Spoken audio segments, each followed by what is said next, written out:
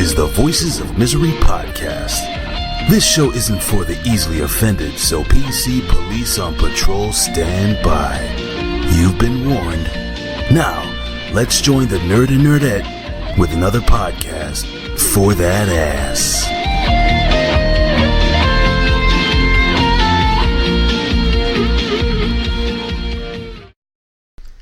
Hey, what's going on, everybody? It's the Voices of Misery podcast. We are back with another show for that ass, motherfucker. I can't wait to record this one because we had one in the can that magically deleted itself from the computer. I think we were too deep into the spirit, so luckily we're starting this one nice and early.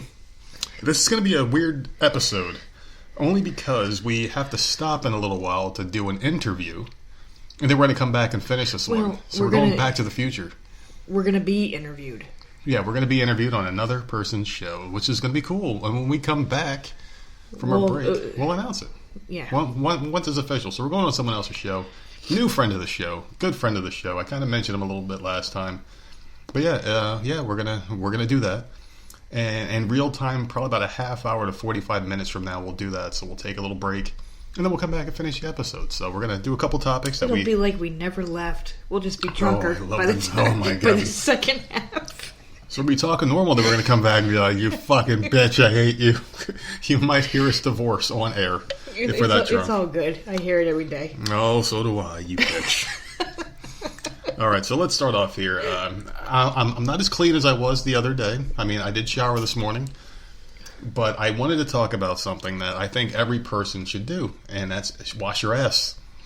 Because, and the reason I say this is because the other day when we recorded that episode, I shaved, I showered, I had nice cut hair, and this is after starting to grow the facial hair in again. I was starting to get itchy, and I don't like the hair under my neck. It's really bad.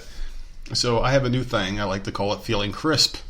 I woke up in the morning, I shaved, showered, I cut my nails, everything was clean. I just felt like a new person after being like a dirtbag when I had the back pain for a little while, which is completely gone now. My back pain is gone, thank goodness. But then I woke up and I'm like, cool, let me do this. And I just felt like a new guy. I was good. I had a little bounce in my step. I felt freaking amazing. Everything was just fantastic. And I was just feeling crisp. My whole attitude changed. I had a great day at work that day. I think we crushed it. We just fucking demolished everything. This was Friday? Yeah, it was Friday. That was the day we set records and shit. And because I was feeling crisp. I felt clean as shit, man. It's like I was walking on air. That was a good day. You want to talk about what happened Saturday? Go ahead. Go ahead and talk about it. Listen, I think it needs to be mentioned because you have this warped mind. Okay.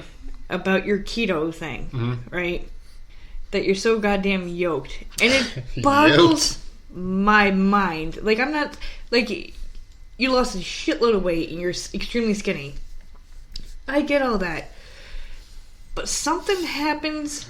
Well, I had a big bottle of liquor and drank the whole thing damn near. Nothing bad happened. No. It's just something happens in your brain when you're drinking that you think you're like the fucking Incredible Hulk. Dude, I was ripping shirts like I was Hulk Hogan and shit. You went through 3 shirts that night. Yeah, but they were all much larger shirts. So they were size large. They weren't much larger. Well, the one was much larger. They were huge shirts, so I was glad they But I was a little pissed off with the Becky shirt. I ripped that was my beautiful favorite face. one. I ripped. And I think we went to the store or something that morning, and you were going to go out with a white T-shirt, and I'm like, really? That's what you're wearing? Yep. Why aren't you wearing a wrestling shirt or whatever the hell? So I blame you because I've been wearing a white shirt that would have gotten ripped, and not Becky. So you put the Becky one on, and it's a Becky one. I fucking love this. It's the man, and it's like greenish color. Well, the good news is I'll be buying another one now because I missed it already. I missed that fucking shirt. But that's the bad thing. So you're ripping all these clothes to shreds, and it's just like you get like. Dude, I don't get it. You get up off the couch like out of nowhere, and no one sees it coming. And you're just like, I'm yoked, right? And like, you just start ripping these shirts, and I'm like, what is happening? Like fucking Hulk Hogan. Like, this is like Hulkamania. So you start strutting around, and you disappear. And I'm like, okay, got it out of the system. And that was the shitty T-shirt, the one that was like super, super big. Then you come out with an Asuka shirt, and I'm like, why this one? And why this one? So, about an hour goes by. That one gets ripped, and I'm like, fucking hell. And then you do the same thing. You disappear. You come back with another shirt. It just like, and I'm like, I don't get it. And I'm only bringing it up because it's just so funny how alcohol makes you do dumb shit, do dumb things, and like nothing bad happened. It's just like you are so proud of yourself, which you should be. No, I don't know. Losing so much weight, but like the thing is, like it just makes no sense. It's the being drunk part that just fucking did it. I'm gonna write that down. That was a good one. And all of a sudden, like, shirts are just shredded across the living room floor. I woke and up the next day and there was a pile of ripped shirts. Because I threw them there. Fuck? I'm like, I want to make sure that he sees the 3 shirts that he threw. Because what did you rip up before that? I don't remember. Not the same night, but you ripped another shirt. I thought you were going to bring up the car. No, I'm on the shirts. Okay, because I ripped the car in half too. goddammit. The Becky one hurt. It hurt. It hurts. You bring it up hurts me so bad right now. Because it's a good one. You grew out of the well, you didn't grow out of. You shrunk out of the one Becky shirt that you gave me. I love Becky Lynch, motherfucker. Has her. I never liked that shirt from the start because something was wrong with it when it came in. It wasn't the right size. It wasn't a large. It was like an extra large with a large tag. It wasn't the right shirt. But it has like her. She's on it. Her full profile. No, it's not face, profile. Her face is on there. The body. When she was arrested. She's what all is there. that? Mugshot. The mugshot one. I love that shirt, but it was too big. So you gave me that but that's not the. That was an error. The one you ripped was my favorite, and I'm like, fucking bastard, just rip that fucking good looking shirt. Well, I will be getting it back. To pieces. God damn it! I'll be getting it back. So that was Saturday night. When did we get the car? That was Friday because you left work early, and then that's right. I got out really early that day. Yeah. Okay. So go ahead and explain because you got an email or a phone call or something at work. I got a phone call from the dealership because the value of my car went up and there was like good deals coming up, and I was like, all right, cool. And we did something a while back, and every once in a while they'll send an email like an automated robot email, but this one was a real person calling, and I asked them some questions, because I was curious about getting a car. And they were asking me like what I'm looking for in a car, what I was looking to pay, and why don't you just come on down and bring the car because I can't give you a real estimate. Well, we had a Ford Focus, and this was a Ford company calling you, and they kept saying to you, look, we do really good deals, blah, blah, blah. And we knew that from up north that if you trade in a Ford at a Ford place, obviously you're going to get more money or whatever. So they were like really sweet talking your ass, and we already wanted a new car, So we went there. Well, I went there because you didn't want to come because of the kids, which is understandable. Jenna, the way she is, we didn't want her to go nuts and just go freak out. Well, every time you go into a car place, like whether you walk out with the car or not, you were there for hours because they're running your numbers. They're trying to make you a deal. You were there for fucking hours, and God forbid you get a car. You're out. On top of that, it's like an extra 2 more hours. Yeah. So I'm like, nah, you go by yourself, which sucked because I like to be involved in that. Obviously, it's going to be pretty involved. I was calling you a lot. Showed you pictures of the car I was looking at. Told you information. Pictures are not the same. I know, but I was very thorough. I had the guy pull the seat back. I put it back where I was. I had him sit in the back, and I sat in the back, and just making sure the kids had a room because that was what it was all about. Was getting the kids a room. That Focus, they had no leg room. They were sitting crisscross in the back, which is just ridiculous. Yeah, so I ended up getting a Ford Escape, which is a nice little SUV.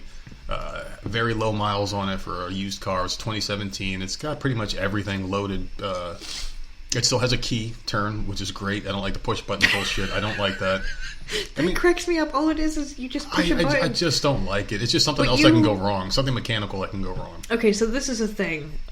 My dad got, I don't know what it was, but it was something, some type of car that had the backup camera, and you hated it. He made you drive. I still hate it.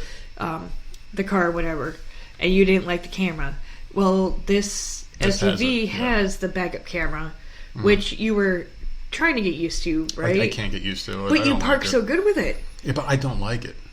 But you do so good. I just You're don't like it. You're not running over my fucking plants out there. I feel like I'm not looking, for shit. I don't know. Like I feel like I'm going to miss something, so I don't really like it. But because it really does just concentrate on the ground, and it doesn't concentrate on. There's other shit. Something's like really big, like you got to look up to make sure there's nothing back there too. Probably a couple adolescent child fucking wound up on my tire because I ran him over a couple of times because you can only see a little bit. So I don't know, but it has that thing on the side where like if you get too close to a car, it's like a little light shows up on the thing. It's a very small light. You can't even tell that it's happening. Like you pointed it out. It's got that. It's got like Apple Play or whatever, where you plug in your phone and you can see all your shit, which I love. I love that feature about it.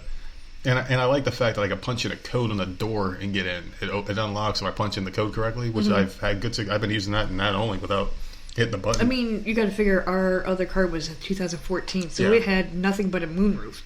That was the big thing that car had. So this car, with the small amount of features that it has, those are big upgrades for us. Massive upgrades. And it does everything all the new cars do. The only thing it doesn't have is a built-in GPS, but I plug in my phone and it's right there on the screen. It's right there, yeah. And I like Apple's thing better, so it works. My podcasts look better, everything. I have to say, we got Sirius back, and you've been... Well, I was only in the car twice. Well, we listened to it. You let me listen to music, and I was so happy. I was jamming out to some 90s music. Oh, it was nice. It was nice. I listened to a little bit today in the beginnings. I got in the car, and a cool song was on, and I listened to that for a little bit. But an SUV is nice, because... I feel like a big boy. We already know that, number one, the kids fit, right? They're not sitting crisscross anymore. They can have their legs down. There's room. But now we have that whole back where we can have both dogs sitting right back there, so that if we go out somewhere, the dogs can come with us, which we were never able to do before because we always had the kids. We had to do it like during a school day or whatever, bring the dogs down to the beach, whatever the case may be. PetSmart, bring the dog, bringing one of the dogs to PetSmart to get taken care of with the kids in the car was such a pain in the ass because that freaking car was so small. But now we have all this room, so I'm happy. Because, God forbid, these hurricanes are getting worse every freaking year. God forbid we get a bad one and we want to get out of here. We can. Take off now with the dogs. Now we can, because it'll be nice. Before we wouldn't leave the dogs, which is right. We have a home to come back to, but at least we got the dogs. Yeah, well. It's always all that matters. I mean, I don't care for people that leave them. Like, was it last year? Yeah. That someone left a dog chained up and just took the fuck off? Left the dog chained up in the backyard during a hurricane. Couldn't get loose, flooding waters. People in a boat saw it there trying to survive, and they went and, like, no, I would never. Like, if the dogs can't leave, we're not leaving. And so now that we have an SUV, now we have options, and it makes me feel better. It's a nice car. It really is. It's beautiful. There's not a mark on it. There's like one little tiny scratch on the inside trunk area. Oh, see, I didn't even see that. Yeah, it's very small. It's barely noticeable. I noticed it when I was looking at the car, but I mean, it's very small. I mean, like, that's where you put your shit in the trunk, you know? We went grocery shopping with it. Yeah, we went grocery shopping immediately. We fit everything in it. The second I came home, we went grocery shopping. But I don't know, it's just a nice car. I enjoy it. Like, the kids seem to be happy with it, even though our older one doesn't really give a shit about anything anymore. But well, that's listen, hormones. That's a whole nother story. Yeah. She's 11 this school year. Like, we're only a month in, and like all of a sudden, like seriously, I just want to blow my brains out. Like, I don't know what's happening. Yeah.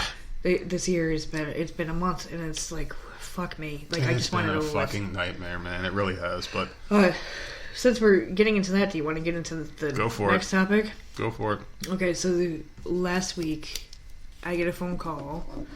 About 2 o'clock. Now, school ends at 2:30 here. So, 2 o'clock, the phone rings, and then I see it's school, and I'm like, fuck, one of these fucking kids are sick. Which, of course, makes me like, okay, I gotta find a ride to go pick them up. Which, I know, but I don't have a license. We don't have 2 cars, so whatever. That's neither here nor there. So, I'm sitting there like, crap, it's 30 minutes. This kid couldn't get sick 30 minutes later. So I answer the phone, and I hear this tiny voice on there. And it's Samantha, the 11-year-old, who's in 6th grade. And she's like, I lost my phone. So immediately, I'm pissed off. Already, I'm fucking flipping out. I'm not flipping out to her, because I know how sensitive she is. This is a very sensitive kid. You gotta be very, very careful with what you say. Otherwise, she's just gonna bawl. And I knew that she was calling me from the classroom somehow. So I'm like, okay. Well, where's the last place you remember seeing it? And she told me what classroom it was, and I'm like, are you crying? She's like, no. And I'm like, do not cry. Kids can see you. Like, just hold it in. Just suck it up. Like, don't cry. All I want you to do is to go to this classroom, see if that teacher found it. It was a whole thing. So she hangs up with me. Teacher didn't have it. I'm calling the school. Teacher's in class, so I can't talk to the teacher. Leave her a voicemail. I tell you, you're freaking flipping out. I was mad. And I'm just like, okay. So then I had no communication because school was ending until she got home. So you had said to me, because we were talking back and forth, have you called it? And I'm like, well, no, because in school you have to have it on silent. You can't have it on. Number one, she's got an iPhone, so we tried to find my phone. She didn't have it on. That was off for some... Neither kid had it on, though, which is weird. I don't know if... Maybe you need to manually turn that on? I think and so. We didn't know? Maybe we just didn't. I don't know. So that was off, so we couldn't find it. And then, so I'm like, okay. So I started calling it. Called it twice, no answer. The third time I called it, I got an answer. And this little punk freaking answers the phone, and he's like, hello, and I'm like, who's this? And then he's like, is this Ryan's mom? I don't know who the fuck Ryan is. Mm-hmm. And I'm just like, what are you talking about, dude? I'm like, who are you? And he hangs up. So, of course, right after that, I'm like, oh, I'm flipping out at this point. At this point, a kid has my kid's phone. Mm-hmm. Not cool. I'm like ready to freaking kick some ass. So I'm pissed off. So I go in the house and I'm like, who the fuck is Ryan? Like, I'm flipping out. And she goes, I don't know, Ryan. I don't know who that is. And I'm like, but some kid has your phone. Like, he's answering the phone. And she's like, I don't know who Ryan is. And I'm like, okay, well, this kid thinks he's got Ryan's phone. So I tell you that someone answered it. This leads me to believe that someone didn't steal it from her book bag. I'm thinking she left it somewhere and some kid found it because... So why would they think it's some other kid's phone, though? I don't know. Maybe the kid had a similar case or similar phone. I don't know. Because, I mean, This was a whole thing. This went on for like an hour and a half. I was fuming. I was losing my shit at work. So at this point, I'm telling you, a kid answered the phone. Right? So I'm telling you to shut the service down. Like, I'm pissed off. As I was on the phone, but thank God really you didn't close. do that yet. So I'm calling, and I'm calling, and I'm calling. I probably called 4 more times. He answered again. In between that, he sent me one of those generic messages, sorry, can't get to the phone right now, or whatever. That's an automatic thing. Yeah. Yeah. And so I called, and he answered the phone. And he's like, hello? And I'm like, who are you, man? Like, who are you? And he hangs up. And I'm just like, I just want to know who the hell has her phone. Yeah. So I'm like, so I'm sitting there and I'm like, okay, I'm going to wait another minute and then I'm going to call again. Well, it's a good thing I waited because the school called me. And it's a woman in the office. She goes, I know we just got off the phone about an hour ago, but your daughter's phone, I think, was just turned in. Can you describe it to me? So I'm describing it, and I'm like, look, it's iPhone XR. Like, I'm giving, like, all the details. Mm-hmm. There's a code on there. There's this type of case. She's like, it's here. I have it. Kids just brought it in. Mm. And I'm like, well, it's because I was calling them nonstop. Like, I was freaking pissed off. But I'm like, thank you so much for calling me. Like, I don't even know how she knew to call me, but she did. I felt nothing but relief at this point. So I hurried up and got off the phone with her, text you. I'm like, please don't cancel it because the school has a phone now. Mm-hmm. Like, this, I don't know if I freaked this kid out so much that he just turned it in. Definitely did.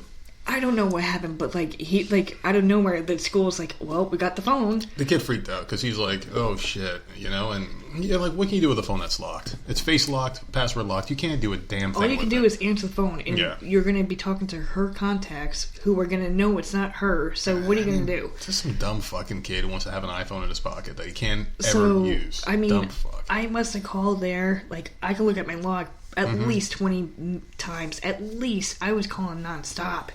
And I think he just got seriously paranoid, and thank God he was still at the school for some reason, after school program or something, and he just turned it in. Mm-hmm. Like, if he was at home, I think it would have been a different story. He would have thrown it out or buried it in the backyard, or who the hell knows? Like, seriously, who knows? Fucking stupid fucking kids. I hate kids. It wasn't damaged in any way. Like, we are so lucky, but like, we got the phone back the next day. So, needless to say, she's not allowed to bring it to school anymore. Because I don't know the exact story with what happened. All I know is that she came home without it that day. And from that point on, no, I'm done. Like, you can have it at the bus stop, I'll bring it home. And you can have it when you get home. That's it. Because I don't trust other kids, and she is very careless with, putting it down and then walking away. Well, she's careless with a lot of things. I mean, it's just like, this is a $750 careless thing. It's a very expensive device.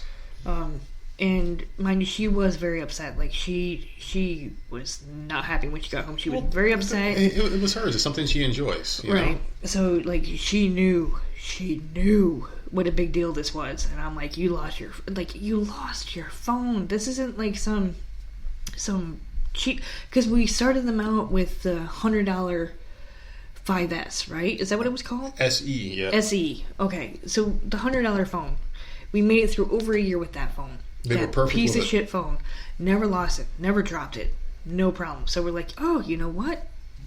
They got to buy one, get one with the 10Rs. Let's go do that. Yep. And it gets taken or left behind or something happened. And oh my God. So no, it's not leaving this house anymore. And now, if it had been the other phone that was lost or taken, I wouldn't have been upset. It was a $100 phone, fully paid for, or done and gone. You know, what can you do? Piece of shit phone. But this phone, like, I was freaking flipping out. So I'm glad that everything worked out. It's just, Jesus. Me too. It sucks. Well, I just checked the updates here on the phone. We got 2 new 5-star reviews. Oh, we do? Yeah, but my phone just shut itself down, so I don't have them up anymore. But yeah.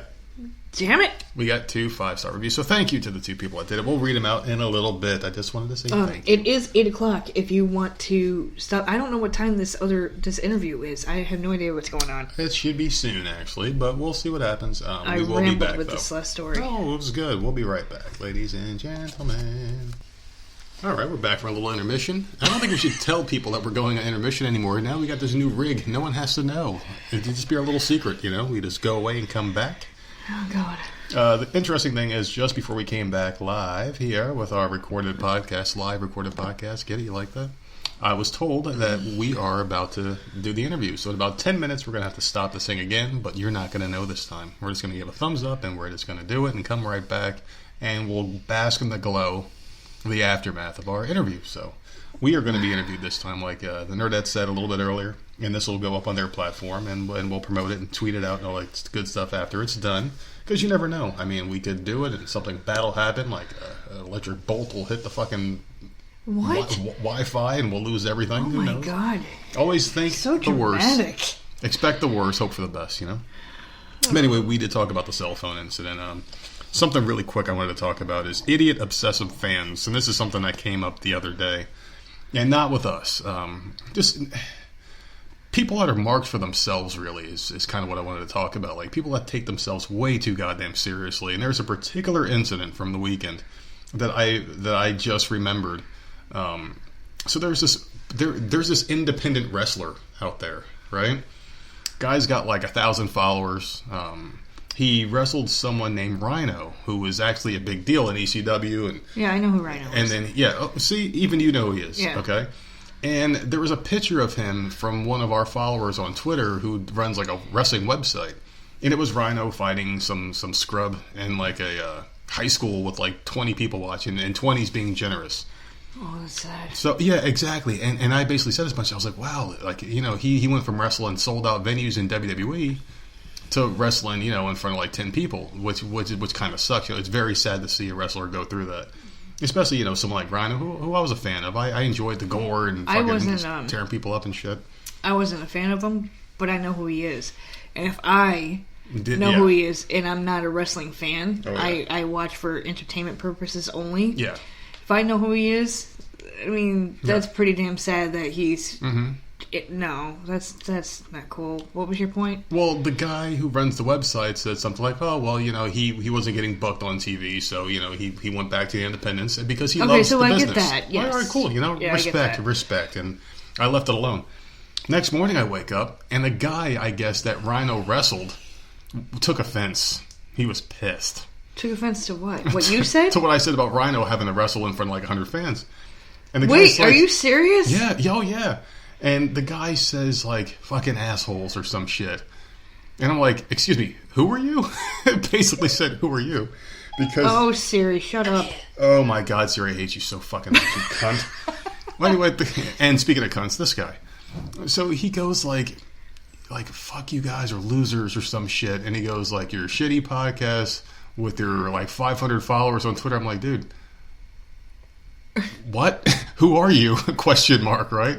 And the guy took offense. Oh, that's what the "who are you" was. Yes, Okay. he got even more mad because I don't know who he is, and I don't know, and I don't give a fuck. He was just some guy that wrestled Rhino in There's front a of 10 thing people. on Twitter, and maybe I haven't figured it out yet. Yeah. Because I'll look to see what you've tweeted or what has been tweeted to us. Yeah. And I'll catch snippets of a conversation, but not the full-blown conversation. Mm-hmm. So I did see the "who are you" thing. Yeah. And I'm like, oh my god, was he drinking? Like, what? But like, what is it he was a talking serious about? question. Like, who are you? And I dude? saw the I saw that there was a comment under there, but I couldn't get to the comment. Yeah. So I had no idea. Dude, seriously? Yes, so I basically said, "Who are you?" Because this guy's saying like, "Oh, we got 500 people." awesome. Wait, you've got 1,000, and they're all bots. And like, I had this really long like reply where I just Damn it! Why couldn't I see that? No, I fucking obliterated this guy, and he got so mad.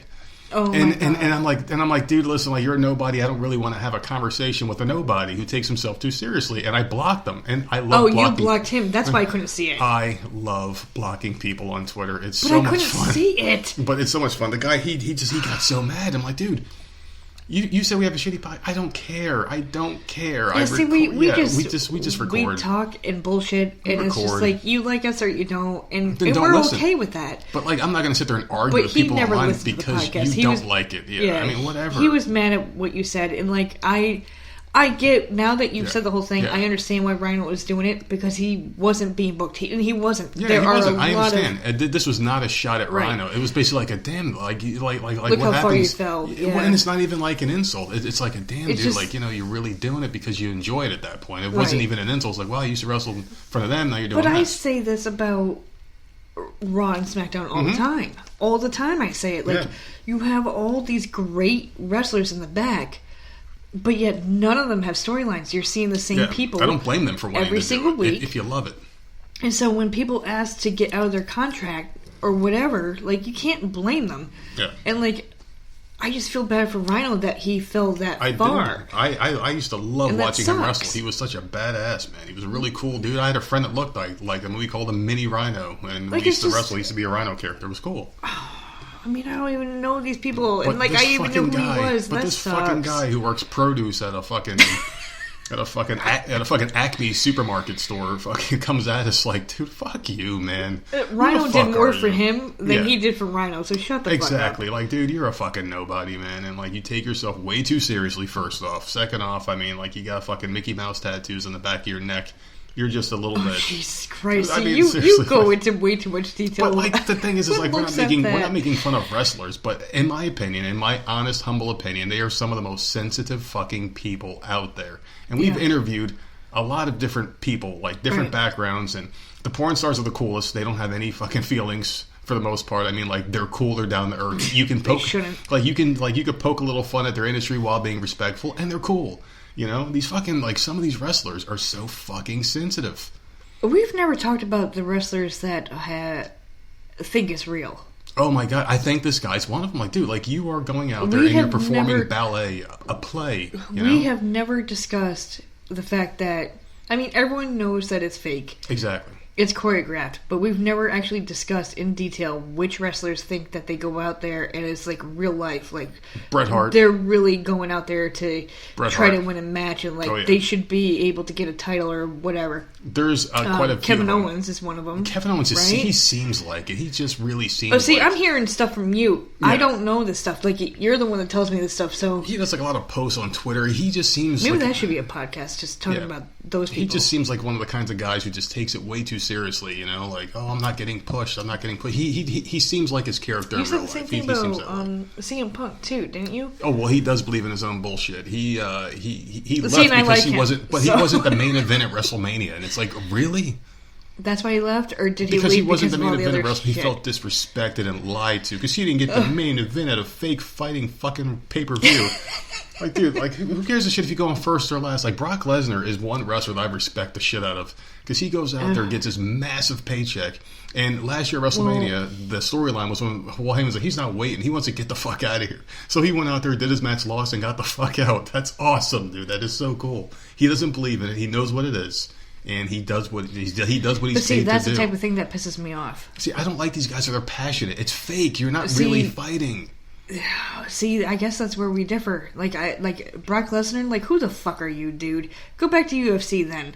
Like, he pisses me off so much. I know. I don't like him. I get that side. I really do. I feel like I know that he's a big dude. I understand that he's a monster and he should just plow. But he doesn't care. Brock Lesnar would lose every match. He doesn't care. I hated the fact that he had the belt. It's not him though. For like forever. Yeah. I know that you cannot tell me that shit is not in his contract, that he needs to have a fucking belt for a certain amount of time. Every report that I've read, he doesn't give a shit. He will put anybody over. He just doesn't care. I don't give a shit if you fucking go away. I can't stand him. But there are some wrestlers out there, like Brett and Shawn Michaels. They used to have a thing where they wouldn't job to each other. Feud, right? They wouldn't job, but they hated each other. They were always trying to outdo each other, outperform each other, and just get the pushes and shit like that. And Shawn Michaels had a line. He's like, I got to fight this big doof, meaning The Undertaker, in a Hell in a Cell match, and you guys know I don't put anybody over, which was funny as shit back in the day. But it's like you're breaking that line between kayfabe and real life, and he was a real piece of shit back then. He was on drugs. Okay, that's the second time I've heard kayfabe today, and I, honest to God, don't know what the fuck that means. Breaking kayfabe, breaking storyline. Breaking storyline, okay. Yeah. I mean, he's breaking kayfabe. He's showing his ass. Is that a wrestling term? Yeah, that's a wrestling term. But I don't know, man. Like, just going back to that random dude on Twitter, like, I just feel like some of them are so fucking sensitive. Like, you're disrespecting my craft. Like, I don't give a shit if you call every salesman in the world a fucking moron, because we are half the time. We're just a bunch of bullshit artists that talk fast and sell shit and make money. Yeah, but I don't care. Really, isn't everyone in retail? Pretty much. You're all trying to sell something, a product, a storyline. For a paycheck. Exactly. I just don't get why these guys, and I'm not saying all of them because we're in very good terms and friendly with a lot of these guys. But it's just like the select few that just take it to that extreme. I just don't understand it. Like, why are you so fucking serious about this, man? You know, like, I have no idea who this guy is. I don't remember his name. If you fucking had 10 guys standing in a lineup, I wouldn't be able to pick this motherfucker out. Even if half of them were children, I wouldn't be able to pick this guy out of a lineup. But guess what? He's listening to the podcast He's now, listening right? to us. Hey there, hey champ, you okay? You okay, champ? You mentioned one comment, and he immediately beelined. You okay there, Mr. Dairy Queen? Don't you love when that happens? It's just so funny, but this guy's he's a fucking pussy, man. Seriously, man. Like, what the fuck is he gonna do now? Like, let's say hypothetically he knocked at the door and was like, "Hey, I want to fight you." What the fuck is he gonna do? Like, put me in a fake hammerlock? What the fuck is he gonna do? Do like those fake work punches on me? So stupid. You're not selling. I wish I could see that whole now I'm starting to understand why I can't see whole conversations with shit. But I love. Hey, can we do that? Blocking people. It's so much fun. Because it's I've never blocked anyone because I don't get into confrontations with people. Me neither. I made one statement and this guy attacked me. He attacked me. I would love to know what the fuck was said. Well, obviously he was triggered. Obviously you did something. I didn't do anything. All I said was, man, like, you know, just imagine being at the heights of the WWE wrestling in front of thousands and hundreds of thousands of people, and then this. I saw that comment. This guy cried. And then I saw that there was a comment underneath it, and I couldn't see it for some reason. I saw a comment, "Who are you?" And I'm like, who is he talking to? And then there was a comment, I'm like, God damn it, who's he talking to?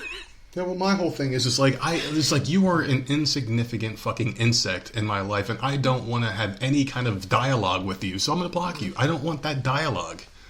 Seriously, like, I don't care if someone doesn't like us or something like that for whatever reason, because I think we run a pretty tight ship here. We do a good job.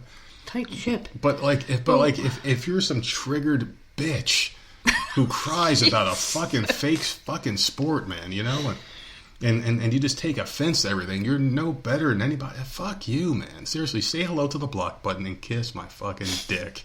Because I am done with you. Anyway, ladies and gentlemen, that is this segment. And we're going to move on to the next one right now. All right, we are back, ladies and gentlemen. We took a whole day intermission from that little piece that we just laid out there. But like we said before, we can kind of go in and out of time and the whole space-time continuum, really. We can open up portals, jump through and jump back, and here we are at this moment in time, having done the podcast with our friend Kelsey Hudgens from the MI Stuff podcast. We recorded last night with him right after we said we were going to take our little intermission. It lasted a lot longer because the podcast went very long. We went about... It was like 2 hours and 11 minutes, I think, right? Yeah, it was about 2 hours and 11 minutes. And we had... Well, was it later than that? I don't know. We started very late. We started at like 8:30ish, I guess, because there were some technical difficulties getting linked up with Discord, and when we finally were able to hear with each other, and I'll tell you what, man, I had a good time with that podcast. We talked a lot about a lot of different things. It just went all over the place. We had good conversation, a lot of laughs. It was awesome, man. So I would like everyone to go out there. It's M.I. podcast. You know, it's very, very cool. A guy's been doing it for a long time. All you got to do is look up MI stuff, and it'll pop right up. Yeah, that too. But I'll tell you what, man, a very entertaining guy. He's been doing podcasting now for a few years. Lives here in the same town that we do. He has his own flavor, man. He does his own thing. He just talks, you know. He does what I do. He does what you do. He does what a lot of people do. He just goes out there and talks, and he has his own personality. I love it. It's really good. Very easy person to talk to. I would like to have him on our show. So we're gonna coordinate that, and we'll have him on our show very, very soon. But until then, you can check us out and Kelsey having a good conversation on the MI Stuff podcast. Pretty good plug, right? Yeah. I don't know all his links, unfortunately. Well, you go there and you'll find all his links. He's MI Stuff 1 on Twitter, but I mean, if you go to our Twitter page, I actually just tweeted out the link right before we went live with this segment of the podcast. So just go to our page, you can find his link, and you can find out him and all his stuff through there. I don't have all the links off the top of my head because he's got a lot of links. When I looked at the episode description, just go to iTunes or whatever you listen on. You'll find it. You will not regret it. If you like me, you like the Nerdette, you'll like his shit. Very, very good. What else do you want to talk about here? This is a different day. I can't breathe out my nose today. Oh my god, it's fucking miserable. So, we talked about the Podbean promotion, didn't we? I don't think so. I don't think we did either, but today was a fucking massive day for downloads, and we didn't do a goddamn thing but get featured on Podbean. Yeah. So, it's a long time coming. We're about 2 months, almost 3 months past the date we should have gotten originally slated for this promotion. It was July, right? We were supposed to be on there July. Yeah, that was when the week of hell happened, but I mean now we're up. And that's when we were banned from everything. And everything happened. It was just the worst week of my fucking life. But anyway, we are up there right now. So if you go to Podbean and look under featured, we are there. Our beautiful GIF picture, whatever. No, GIF's moving. So this is just an avatar. Our beautiful avatar is just there staring you in the face with all of our beautiful links, and you can check it out there. We have gotten non-stop followers on Podbean today. It is insane. It was crazy. It won't stop. Every time I look, there's like a new person there just following us. So, and you have to be selected for this, and we were selected because we get a lot of listens. Thanks to all of you lovely people out there who we adore. So what happens after this week? Can we inquire again about another being featured again at some other point? Well, I have to reach out to my friend. Who's your friend? The person who, well, not my friend, but I mean, you know, like we exchanged emails a couple times, and I consider us on friendly terms. So, the Podbean person? The Podbean person, yeah. Oh, so okay. We'll see if we can get back up there again another week. You know, I mean, it's really cool. I mean, we've gotten more followers in 2 days from Podbean than we've gotten in a couple of months. Yeah. You know, doing the other thing. But we're over 500 now. Oh my god, yeah, it's fucking amazing. So what the hell is this all about? Look at all that shit. What the fuck is that all about, man? You see all that shit? See, like, we need a computer person. If anyone out there wants to work for or with the Voices of Misery podcast and knows computers, please let us know. I don't know what the hell's going on here. We are all over the fucking place with this shit, man. It's like everything is just kind of here and there and everywhere, man. I don't know if our sound's going to normalize or not. We were fucking around. We were drinking last night and doing the podcast. Well, now it looks like we're just screaming the whole time. Motherfucker. So turn your radios down because we can't figure it out right this second. We can't figure out a goddamn thing. Like I said, we need people, man. We need someone to come help us out with this bullshit. All we're doing is just fucking things up. Listen, we haven't put out a podcast since Thursday, so at this point, I don't give a shit what the fuck we have. We got to put something out. We are way out of practice, and we were getting text messages. We were getting messages as well on the interwebs from people saying, "Hey, where the fuck is my show, man?" Interwebs. And I think it's awesome that people care enough that they want, you know, to listen to the show. And I appreciate everybody, you know. I think it's fucking amazing, you know. And we get a lot of feedback today. I think I might have figured it out. But we get a lot of feedback today as well. And Twitter, people were being very kind, you know, about the show and shit like that. And everything just kind of seemed like it was, it's kind of getting into place for us, and this is why we do this show. We do it for feedback, and we appreciate it. I don't have the comment up in front of me, but we got a comment yesterday, right? Or the day before? We did. This awesome person, I don't remember the name, sorry. Amy something, right? I don't have it pulled up, but she left a long comment on iTunes, a 5-star review, saying that she's only got 40 episodes left to listen to. She's binged them all, which I think is amazing.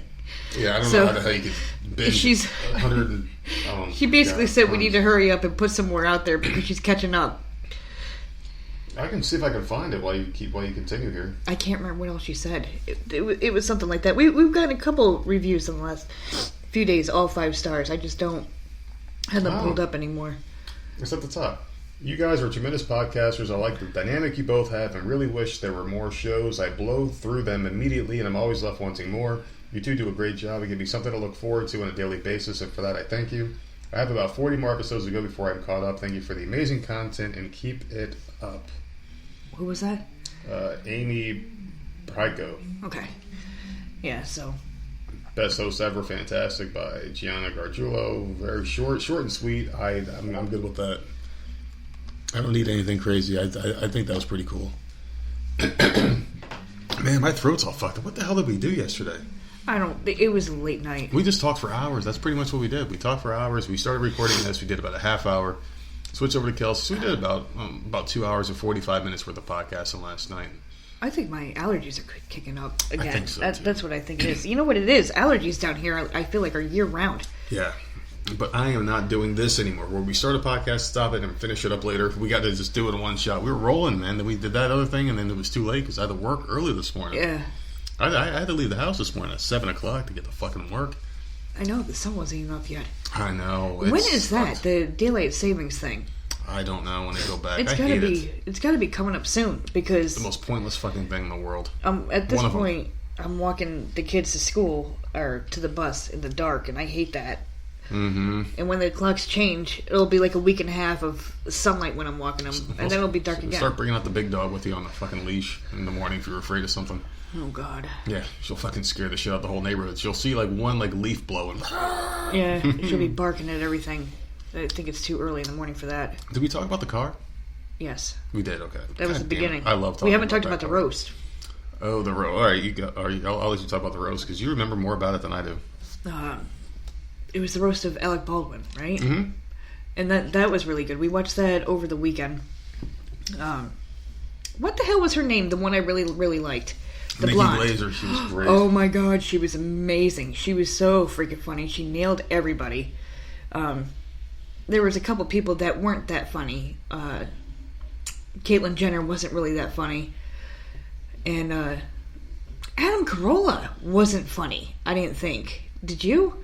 I thought he was too, he had one agenda and was saying his piece, which good for him. He just wanted to get on a platform and just say what he had to say. They were calling him racist and shit, and making fun of his fan base. I agree with what he said, but this is a roast. You're on there. Yeah, you're not there to promote shit. To make fun of somebody. You're not there to promote your own crap. Get the hell off of here. Kind of what Caitlyn Jenner did too. Same shit. I'm gonna go out there and act all weird and look fucking disgusting and shit. Weird looking as a woman. So weird, and it's not even that. It's the voice doesn't match what you're looking at. You know. She don't match nothing. No, I mean it's obviously. She's way too just does not look good as a woman. Caitlyn Jenner, he looks like he was made from leftover parts of department store mannequins. You know, just looks fucking freaky. And the way he talks, he still talks in the Bruce Jenner voice. So it's like I'm hearing Bruce, but seeing this fucking weird mutated woman that crawled out of a fucking radioactive swamp. Well, I mean, I'll give it to her that she took she laughed at all the jokes that were thrown at her. Every time you say she, I feel like someone's stabbing my brain with a fucking pincushion. Whatever. I don't know, but. Caitlyn was, she had I can't not say she, yeah. But they attacked her all night long, and she took it, and she laughed, and she thought it was funny. And Alec, I think he was a good sport about the whole thing too, except for one topic that they kept like nailing at him, which was the voicemail to his daughter. Yeah. And Really every funny, time they brought it up, like you could see that his face would change, and like he didn't like that. Well, she owned them too, pretty good. Her daughter owned them fucking good. Ireland, Yeah, or she whatever. was good too. They were all good. I don't think there was really a bad one, except for the Adam, whatever the fuck his name was. What's his name? Adam something or other. Is it Adam Carolla or am I thinking someone else? Adam Carolla. He sucked, man. Okay. He was so fucking bad. But everyone else was good, and most of the time when you watch a roast, if there's like 7 comedians, 4 of them are really bad, and like 3 are good. So this was excellent. So good. It was probably one of my favorite roasts, I think. I think it might have been my favorite roast. And the only thing I didn't like about it, no, Caitlyn Jenner sucked too. So 2 were really bad. Adam Carolla and Caitlyn Jenner were just so fucking bad. And Caitlyn Jenner was just up there just, trans woman, yeah, whatever. Fucking, speaking of trans people, so this asshole came on some like platform, some political platform, and immediately she goes, "Hi, I'm so and so from the so and so and so and so. She, her, hers, or whatever the fuck. What the fuck's the third one? I didn't know there was a third one. No, well, if you're a guy, they go, "Hi, my name is Adam Carolla. He, him, his." So she, hers. Yeah, okay. So yeah. She, her, yeah. hers. Yeah, so like That's that is becoming a part of a greeting. But a greeting now. But my dad and I haven't talked to him. I haven't been over there in a couple months. This is so horrible. I live down the damn street and I don't even go over there. But the last time I was over there, he was saying something about how, because they're older, so they're constantly going to the doctor's office and have to fill out paperwork. Well, and I guess apparently now there's a piece of paper that you got to fill out. Yeah. You have to fill out like your sexual orientation and like all sorts of like how you identify and all sorts of crap that was never there before. And he was going off. I shouldn't have had to put all this crap. Well, that's the older generation. He's dying out, and then what are we going to be left with? The fucking people that embrace the shit. And we're going to be the minority. Get a doctor's office, you have to fill that stuff out too? Well, at our age, we can go either way. We can go one of 2 ways. We can embrace this shit or go against it. I'm not embracing it. I'm not embracing it. I don't think it's beautiful that you're fucking taking a knife to your body and completely changing how you were biologically born.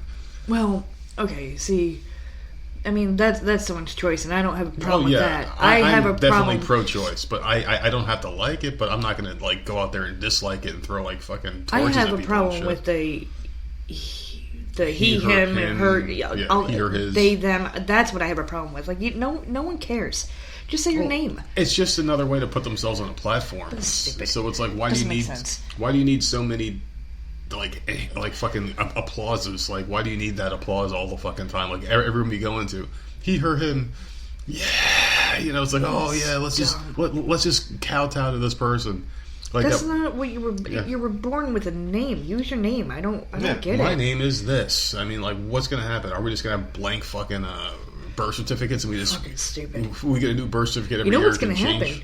What's gonna happen is you're gonna give. I don't know how it is now, and maybe it's already there. You're gonna give birth to something. They're not even gonna tell you if it's a boy or girl. You're just gonna name it, and the child will grow up and click it off on their birth certificate whenever the hell they're an adult. At 18, they're going to check off whether they're male or female. So it's, oh my god, I can't believe I was crushing on that girl. It turned out she's a dude after all. It's like, what the fuck? Seriously, that's what it's going to come to. I really, right? Because I don't think we can write this course. I don't think this ship can be righted at all. I think we're going down this path where we're just completely screwed, man. And what if you go these done. Gender reveal parties? What are you gonna... You're all wrong. It's a fucking elephant, you fucking idiots. It's a fucking elephant, man. Can't you tell? Can't you fucking tell? Lord. I don't know. It's not a boy, it's not a girl, it's a fucking Zion, whatever the fuck, they're gonna make up these weird new names and shit. I don't know. I don't know. We talk about this shit a lot, but it's so it's not really infuriating, it's pathetic and it's sad. It's just another attempt at look at me, I'm special, look at me, I can make you say things and call me things I want you to call me. Yeah, well, that's what happens. I mean, you were talking about her. We went into this whole tangent. Best joke of the whole thing was, remember when Bruce Jenner was on the Wheaties box? Yeah, that was when people can eat and look at him at the same time. I was like, oh my fucking god, they just obliterated him. Who said that? I think it was Jeff Ross. Dude, that was like the fucking. That was like the kill shot of the night. You just held the gun point blank to his head and blew his brains out. I mean, if people haven't seen that roast, they need to go to the Comedy Central app or on demand or something and go and watch that roast. It was fucking amazing. It was so good. It gives me some sort of hope that people can still laugh about shit, because with this, this came right after Bill Burr, who came right after Dave Chappelle. I'm hoping we're finally starting to just cut through this madness. And the only way we're going to truly get rid of it is if the progressive just fucking gets shut down. Shut them down, take away their voice, and just quietly they'll go away. Like a Nightmare on Elm Street, how did they beat Freddy for all those years? They made the kids forget about him. They were taking Hypnosil. They couldn't dream about him, so he couldn't have power and come back. They need to do this shit with whatever. Yeah. Whatever the fuck is going on, they need to do that right the fuck right now and end this progressive bullshit. Not all progressive things are bad, but this is one of them that's just terrible. We're letting infants choose their fucking sexual identities, and it's just that they don't know. What happens if you let an 8-year-old mutilate themselves, and then when they're 21, when their brain fully functions at 26 or 27, see, they're like, wait a second. There should be like some type of... You want to dress a certain way, I'm okay with that. Yeah, it's just... But to change your own body, I don't think that should be allowed until you're in your 20s, when your brain is fully formed or whatever, or matured. Yeah. Like, it's just because you don't... What if you change your mind? I used to run around in a fucking cape when I was a kid, thinking I was a superhero. But I grew up and I realized I wasn't. Well, this is a little different. I know, but it's like these kids, like you can't do it to little kids. You want to dress a certain way, then that's child fine. cruelty. That's child cruelty, and your kid should be taken away from you if you do that shit. Are they giving them like pills and stuff, like medicine? Yeah, hormone blockers and shit. Yeah, oh my God. They're doing that. They're castrating the boys to sound like girls if they want to. They're fucking crazy people out there, man. What is wrong with people? Everybody's so wrapped up in this fucking movement of dumb shit, man. They're fucking losing their fucking marbles and letting horrible things happen to children. And our kids' generation is going to be messed up. It already is. It's going to be a nightmare. Oh God. What the fuck else were we talking about? So we were talking about guests, I guess, that we got coming up in the future. And there's quite a few things coming up. There's a couple that are locked in for sure. Now, we have a new website creator. She's creating a horror website. And she will be on the first week of October to promote her website. Now, I'm not saying the name just yet because she asked me respectfully not to say the name. But she will be on the first week, and we're going to talk about horror movies. We're going to talk about a bunch of different things. What's an expert? She's got a website, so she's an expert. Going to help her promote that website, and she's going to throw a couple links on her website for us, so that will be cool. Be some new traffic, some like-minded people, because I love horror movies. You love horror movies, we love that shit. And it's perfect timing because it's October, so and it'll be good. Oh yeah, and of course you got a couple things that you're not going to like coming up, but it's something I like doing. People I like talking to, a couple starlets coming up, that kind of thing, and we got some other shit coming. I mean, we always got something going on, There's always something. I think we have Bello coming on this week, too, which is going to be kind of cool, Talk to a new person. Thursday, right? Thursday night? Yes, Thursday night. So we're going to have him come on the show. That'll be fun, entertaining. And, that'll probably be our last hurrah with those guys for a little while. Yeah. So that was cool. I had a really good, time, a couple of months talking with them and just interviewing them. Yeah, they're awesome. They're funny. Blowing through, everybody they have, and getting Vince fucking Russo on the show. That was the highlight of, I think, my podcasting career so far. Talking with him was awesome. But yeah, just to let you guys know, like we did take a couple of days off only because we were doing other things, and we're back again. We're not gonna take this big of a stretch again for a while. It may happen once in a while here, because it's life, and even the almighty Joe Rogan takes a week or two off at a time, and you're like, where the fuck is this download, and then all of a sudden he comes up with 3, So, I mean, and they're all like 10 hours long, so good luck. Yeah, he does long ones, doesn't he? Some long fucking shows. I don't know how the hell you can do that shit. Holy hell. I guess if you got millions of dollars in the bank and nothing to do, I mean... Yeah. Well, you can do whatever the fuck you want. That's what they Does call he have millions, though? Oh, Is yeah. he worth that much? Oh, yeah. He's got millions in the bank. He's probably, if I had to guess, like maybe 20 to 30 million, I would guess. Really? Well, I mean, his podcast brings in a lot of money. He does UFC fighting and shit like that. See, I know him from Fear Factor. He's doing so much more than that, but that's what I know him from. Stamps comedy. Yeah, I mean, he probably still has some Fear Factor money left, But yeah, just wanted to kind of put that out there. You guys are going to get some get some good quality content coming up. The same shit you always expect from us, and you're going to get. It's just right now, it's just a weird time, man. Like, we got a new car, we got some shit going on. Just pretty busy lately. Well, you've had the car driving back and forth to work for a couple days. Oh my god, I love it. Is it nice? It is beautiful. I feel like a real boy in that car. Like, I feel like a real man. You know, like I'm sitting up in the air. I got the whole road in front of me. It's like I'm... You called me... It's so nice. What's today? Today's Tuesday. So you called me yesterday when you went back to work. You probably left the house. 20 minutes later, you're calling me. And I'm like, what the hell happened? And I knew immediately. So I answered the phone like, is the car nice? I knew that's what it was for. And you immediately are talking about how you went to a red light and you were up higher than someone that was also in an SUV and you were so happy. Mm-hmm. You called just to tell me how nice the freaking car was. I was actually higher up than them. Oh my god. Well, I'm glad you're happy. Well, I'm glad we had that much room now. It was you was the concern, because you're always a concern.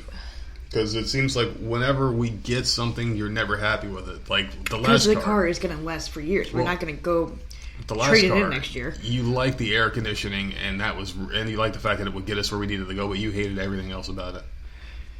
Because, well, see... You hated everything. We went... Number one, the car we had originally broke, right? It was the air conditioning broke. Yep. And we were about to move to South Carolina, so we had to trade it in. We brought it in to get it fixed and found out how much it was going to cost to fix it. Mm-hmm. And realized we could just put that amount of money, because it was a good chunk. We could just put that money on a new car. So when we realized we were getting a new car, I immediately wanted an SUV. Just because, number one, it would have been easier to move down here. Yeah. Number two, the kids were starting to get bigger. Like, an SUV, you know, we wanted an SUV for years. So that was my whole thing. But we couldn't at that time. The credit wasn't that great or whatever. We really couldn't. So we got the another Ford Focus. Yep. Well, those Focuses can kiss my ass, because we went through two of them, and god damn it, all the damn problems they had, all the recalls, oh my god. We ended up getting another Ford, but this one's nice. But you also put a warranty on there that like we're covered. So like, because I'm over this crap happening, and like we're shelling out money for like no reason. Yeah, I'm happy it worked out. And we got a decent car. I enjoy it because it's an SUV. Like you said, it's spacious. Mm-hmm. It's more modern. Like, I can plug in my iPhone and I can see the whole iPhone display, and I can access things, listen to podcasts, text message people back who are saying shit to me through Siri. I can call people just by clicking on the big ass screen. So if you do FaceTime, will it come up on the TV screen? I don't think that'll work. No? We could try it one day. I don't know. I don't think it'll work. You could try it. That would be funny. It'd be really weird, but I mean, that'd be kind of cool. You could see if I'm cheating on you. Listen, I could give two shits. I know, you don't give a fuck, man. You're like, at least someone's draining that fucking hog of his. Draining that hog. Oh my god. You'll be draining it tonight. Yes. I knew it was coming. I fucking knew it was coming. Well, anyway, I had two customers. So I don't know. My career has been kind of strange lately. So I didn't get this position, and I don't even know what the fuck is going on, because apparently my old boss called me today and said she's coming back in a couple of months, I guess, like a month or two or whatever is going on. And it's just weird, because like in my job, like, you can't be given a position, you have to apply for it. So they did a temporary swap of movement of things.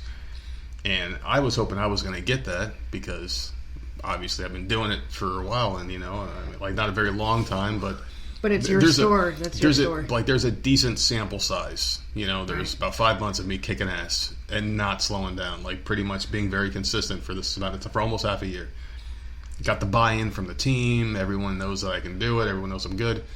But yet they move someone else in there, and I'm like, oh, fuck you, man. So like, that was like a punch in the gut right there, and a huge confidence killer. And then they moved my boss, and like, we finally reached a point where we were like getting along. Like, she understood like what was going on in my head. You knew each other's quirks and stuff. Yeah, we knew everything about each other as far as and like what works, what doesn't. So everything's going great. And then she's gone. I'm like, what the fuck? And I'm the kind of guy, I hate change. I fucking hate it. I'm very resistant to it, because like in my mind, once I get something that works, I don't want it to change, because it throws me off my fucking axis or whatever. So I don't even know if I was going off on some fucking weird rant here, and I just fucking lost it. But anyway, it's just been really weird, and things are finally starting to plateau a little bit, and I guess they saw that this is like a consolation prize for me not getting that. So they've been throwing all these weird tasks at me, like, here, you can watch over this store and this store. These are our sister stores. You can watch over them and go help them out, and if they do well, you look good. And I've been going there, and they've been doing good, But that worries me.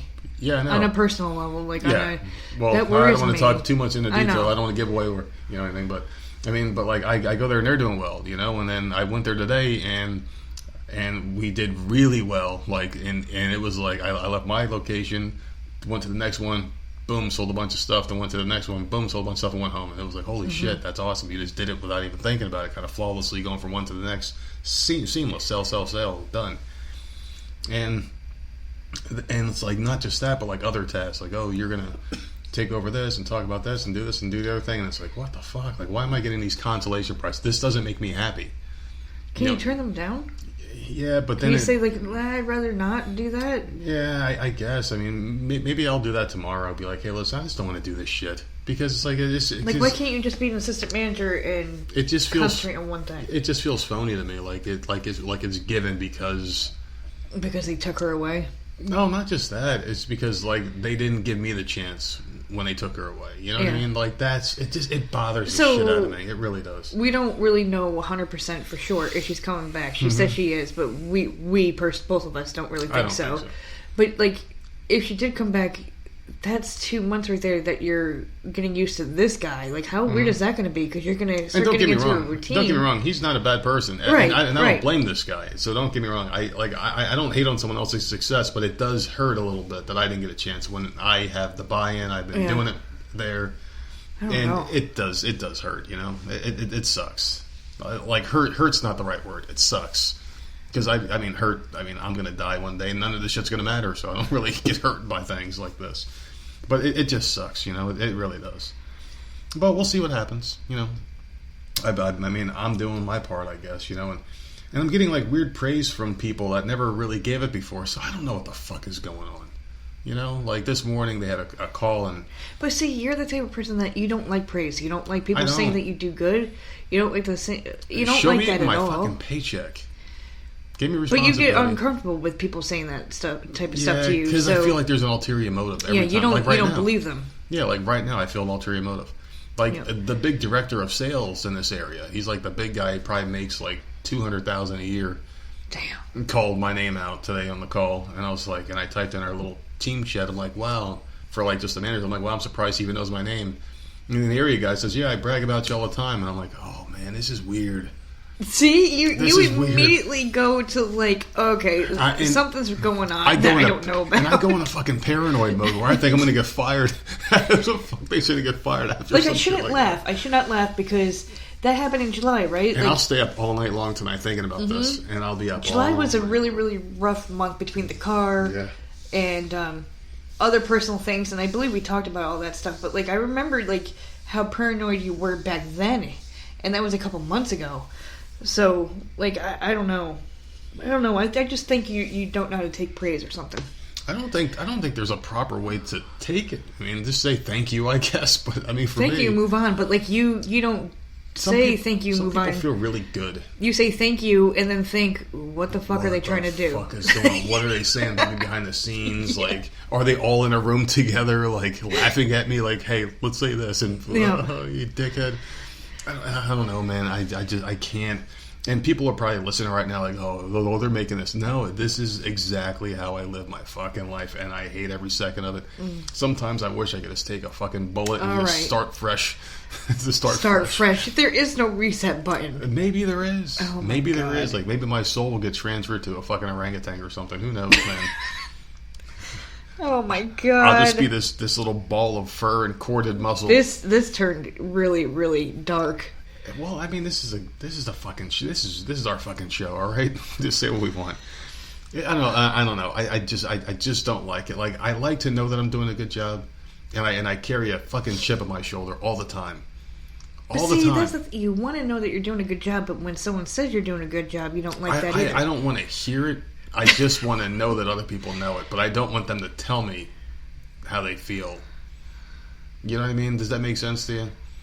So, like, let's just say, hypothetically, like, they didn't say, hey, you're doing a good job, we're going to give you this position. It's like, hey, you're going to take over while she's gone. All right, cool. That would have been my ideal scenario. All right, well, you're going to take over, And see, and then I'm going to go back and say what I've been saying the whole time, is that maybe this was a setup the whole time. Well, no, I don't mean that. Like, maybe you needed this position because you're assistant manager. Maybe you needed that for a certain amount of time before you're allowed. I don't know the rules. Before you're allowed to step up again. That sounds about right. Because, I mean... But I'm fucking awesome, man. I'm not even gonna lie. I You're know. awesome. I know I am. You're yoked. You're crisp. No, I'm not. I'm not crisp. Tomorrow morning I'll be crisp. You're all the things. Dude, tomorrow morning I'm gonna be bouncing on fucking clouds tomorrow going to work, man. I'm gonna shave my facial hair, man. It's fucking crazy. I don't know if I'm eating too much protein or what the hell's going on, but it is growing. Dude, you need crazy. to shave every day, and every I don't other get it. day. I'm like those fucking Geico cavemen. It's weird. Fucking asshole caveman. I think I said that before. I'm having deja vu. We recorded so much shit lately, I don't even know. I know. How many words do you think we've said? Too many. How many hours have we recorded, do you think? Probably about 10, and 9 of them got deleted. No, I'm talking about, like, how many hours do you think we recorded all total? all together? Oh, God, too many.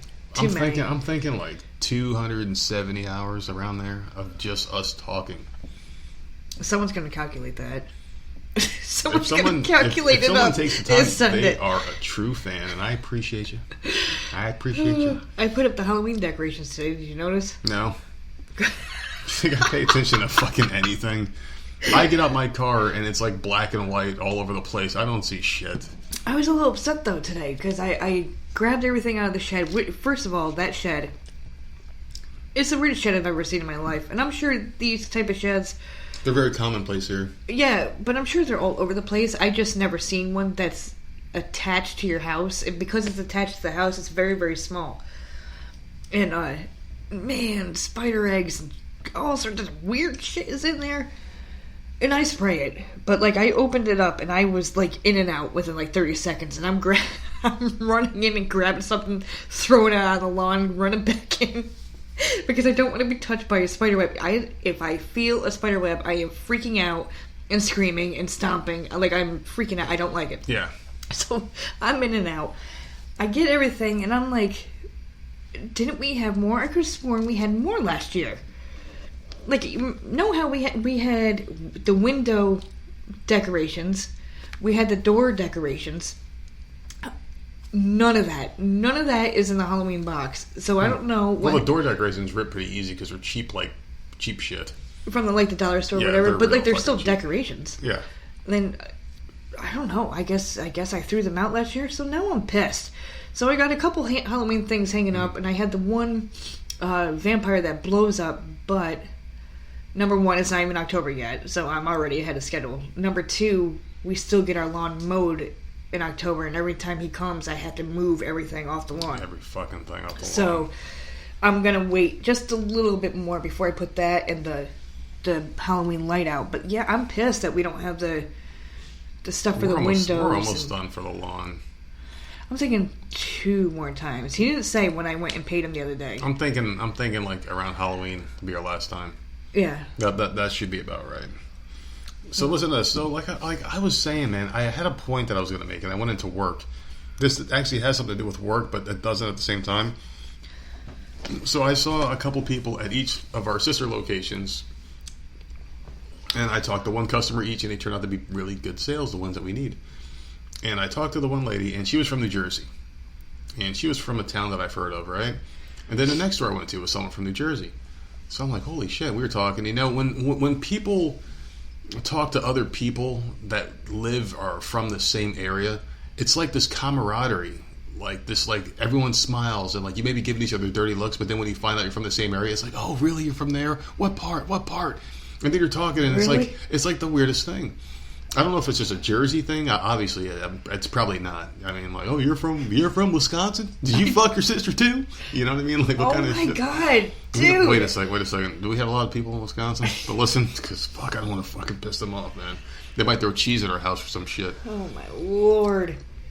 Yeah, but like I was saying, like they were all out, like they were like all out there, and they were just talking about New Jersey and shit, about pork roll and fucking Wawa and shit. Fucking pork Oh roll my from god, Jersey. I fucking love it. But we're talking about New Jersey, and I'm like, you know what? And like I said before, I am getting a little homesick. I don't know if this is normal or not, because like you never want to go back to New York because you have so many bad memories and just people that you hate there. But I don't really have any hatred in New Jersey. Like I hate the area because I grew up there, and you always don't want to ever go back to where you came from. But all this like people from New Jersey, because it's a melting pot here in Myrtle Beach, and just sitting around thinking about like the old homestead and just place I used to go to, and I know most of the friends I had are probably gone or dead or something, or in jail. But I would love to go back and just go to that arcade I used to go to, 8 on a Break in Denellen. Are you sure it's open? Yeah, it's still there because I was homesick. I went down a rabbit hole and I couldn't sleep one night. And I was looking up all these old places. It's still there, owned by the same people, and that people leave comments about the cheesesteaks and shit. And I couldn't eat them now, but I mean, I would just like to go there and smell them or something, you know.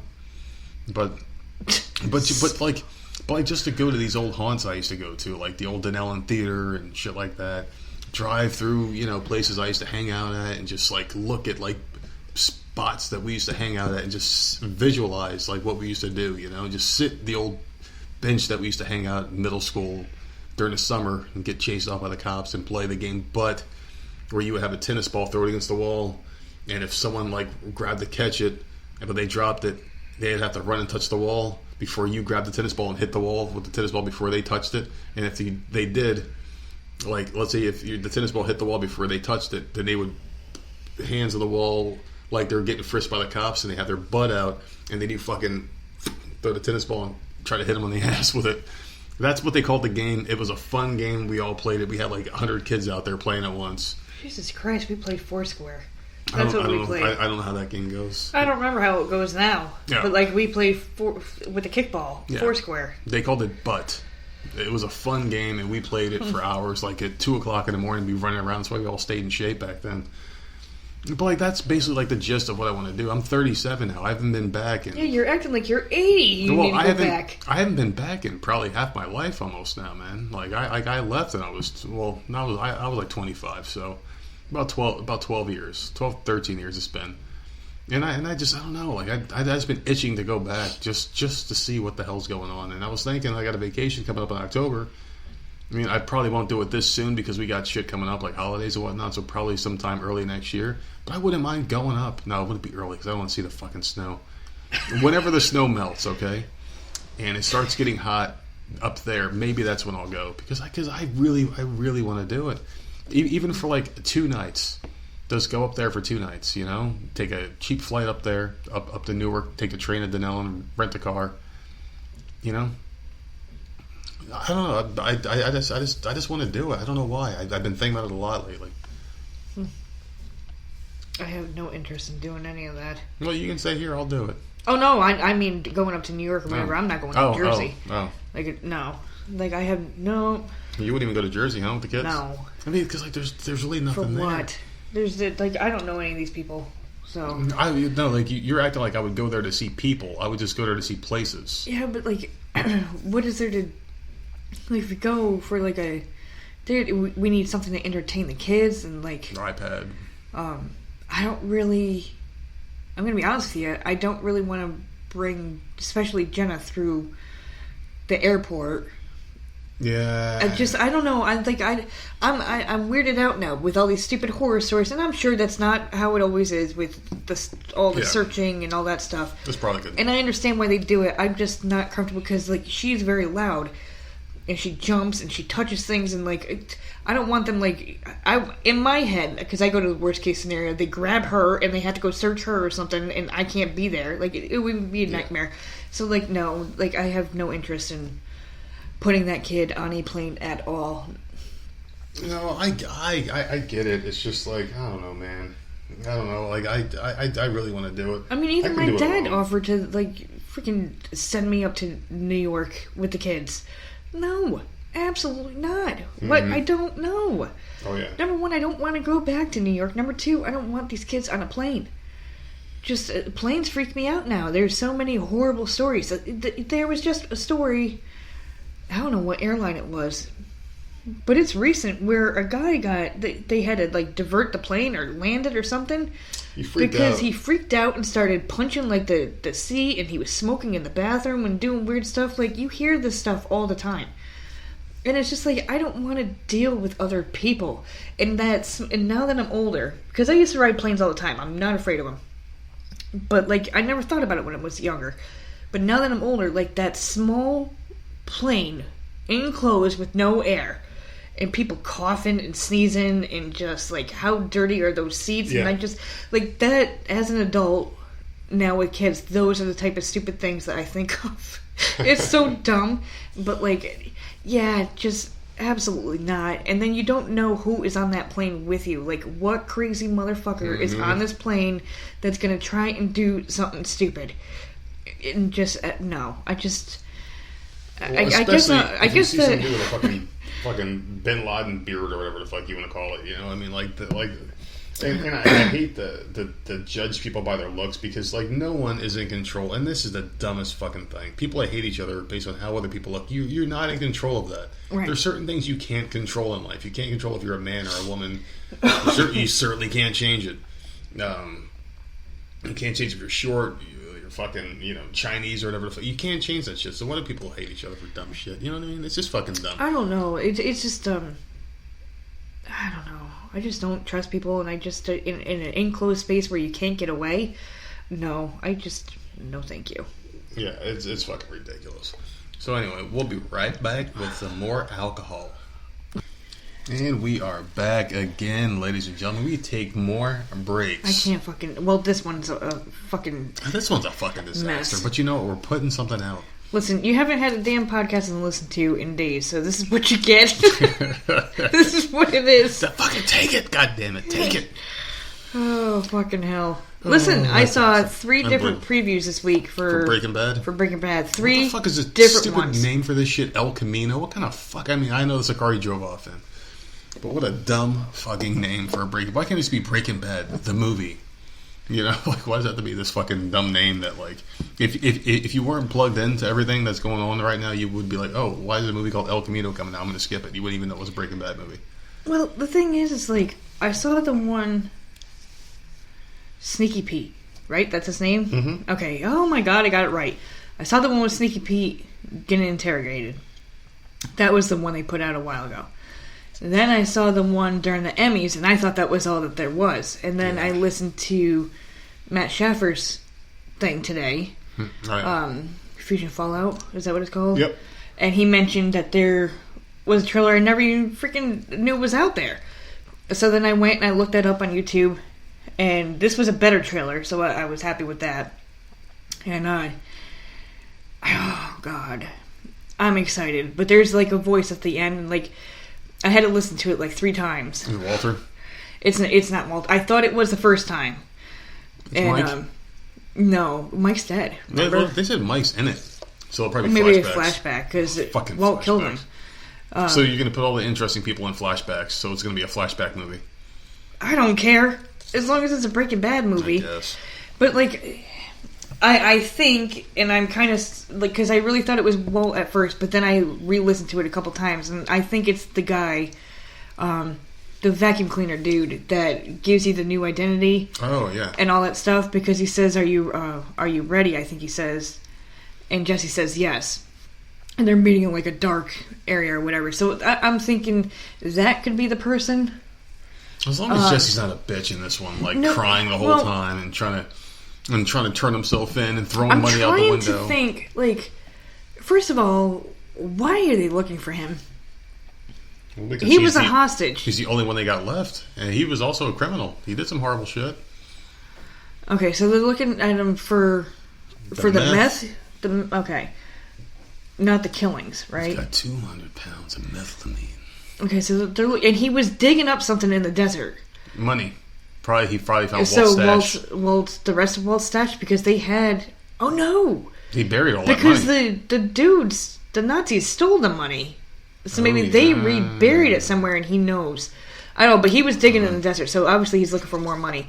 But I was wondering that if he was to get a whole new identity or whatever, right? I'm wondering if, like, at the... Because you got to figure, at the beginning of the movie, it's going to be him obviously in that car, getting away, looking like a scumbag, right? The way, because the preview had him looking all a wreck. Yeah. Long hair and all that stuff. That was the beginning. Right. So, that'll be how the movie starts. And then we'll probably have some bullshit in the middle. You know? And then I'm thinking he'll get a new identity and go off somewhere. I already know what happened. And then at the very end, they'll be like, the Jesse Pinkman show coming in spring of 2020. Well, I mean, he's not doing much else. He's got not, Westworld. That's by me. Oh, that's right. He's on another show now. You know what I think would be a really cool but elaborate scheme? Is if Walt faked his own death with the help of that guy to get a new identity. But he already had the new identity, and he came back with the new identity. But maybe he was such a high-profile bad guy that he had to fake his death. And like, then get taken to the morgue, get pulled out of the morgue. The guy gives him his new identity with Walter White dead. They replace his body with a body that looks similar to his, like Mike or something, who had a bald head. I don't fucking know. Maybe they did something. I don't know. Who knows, man? Like, maybe I'm thinking too much into it, but you can't really have Breaking Bad. I'm like praying for like a spinoff because not Breaking Saul. Breaking Sal. What is it? Better Call Saul. Better Call Saul, yeah. Like, that is coming to an end. I think there's 1 or 2 more seasons left. Something like that. At the most, 2. Before they hit current, yeah. And then they're going to be current.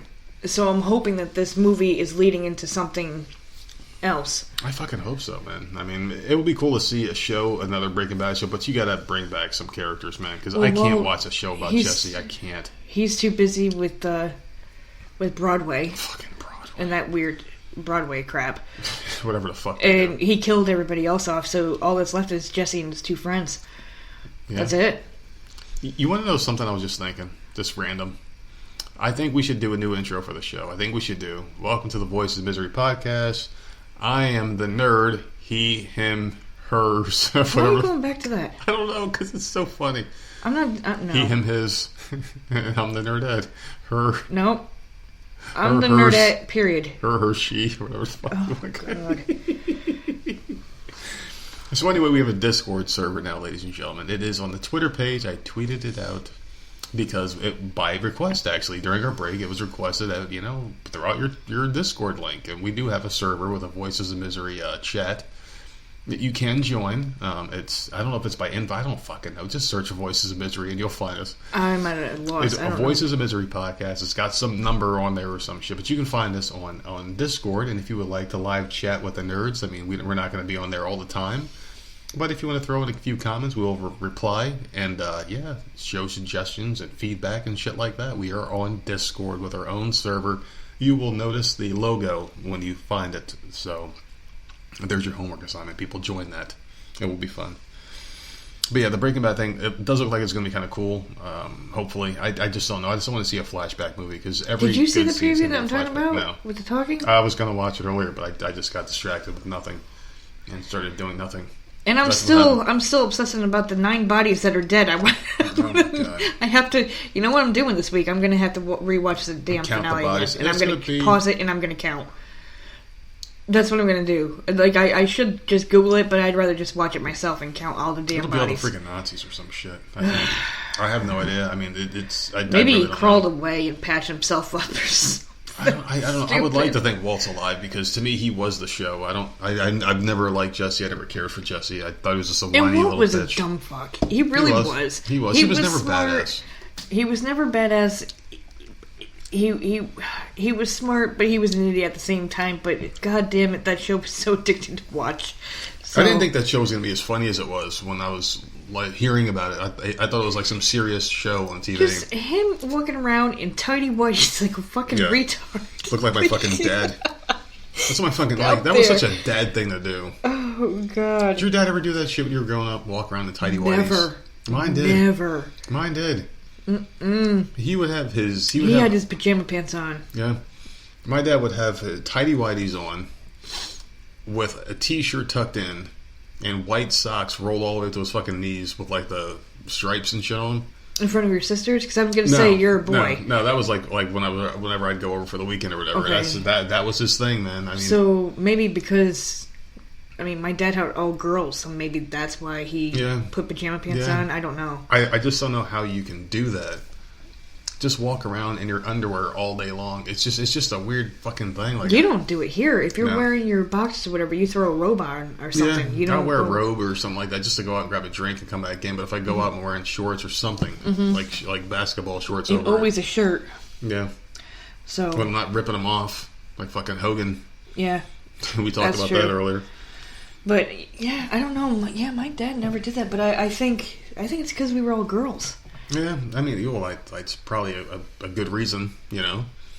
I don't know, man. It's just, I don't know. It's just disgusting. Like, he used to do that shit all the time, and I always thought it was just the grossest fucking thing, especially when the underwears were, like, fucking old as shit. You could tell they were old. You had, like, small holes on, like, the thigh area, and it's like, dude, I don't want to see any more holes on these, because it's going to be fucking disgusting real soon. I don't know, it was just like a dad thing to do, I guess, when you're from a different generation. Like, nerdy shit happens, I guess. Well, like, you walk around with your socks rolled up to your fucking butt cheeks.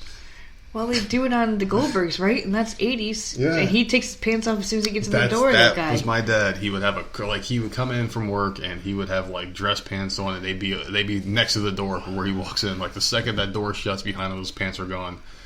And he's walking around in his underwear. Fucking socks rolled up to his fucking chin.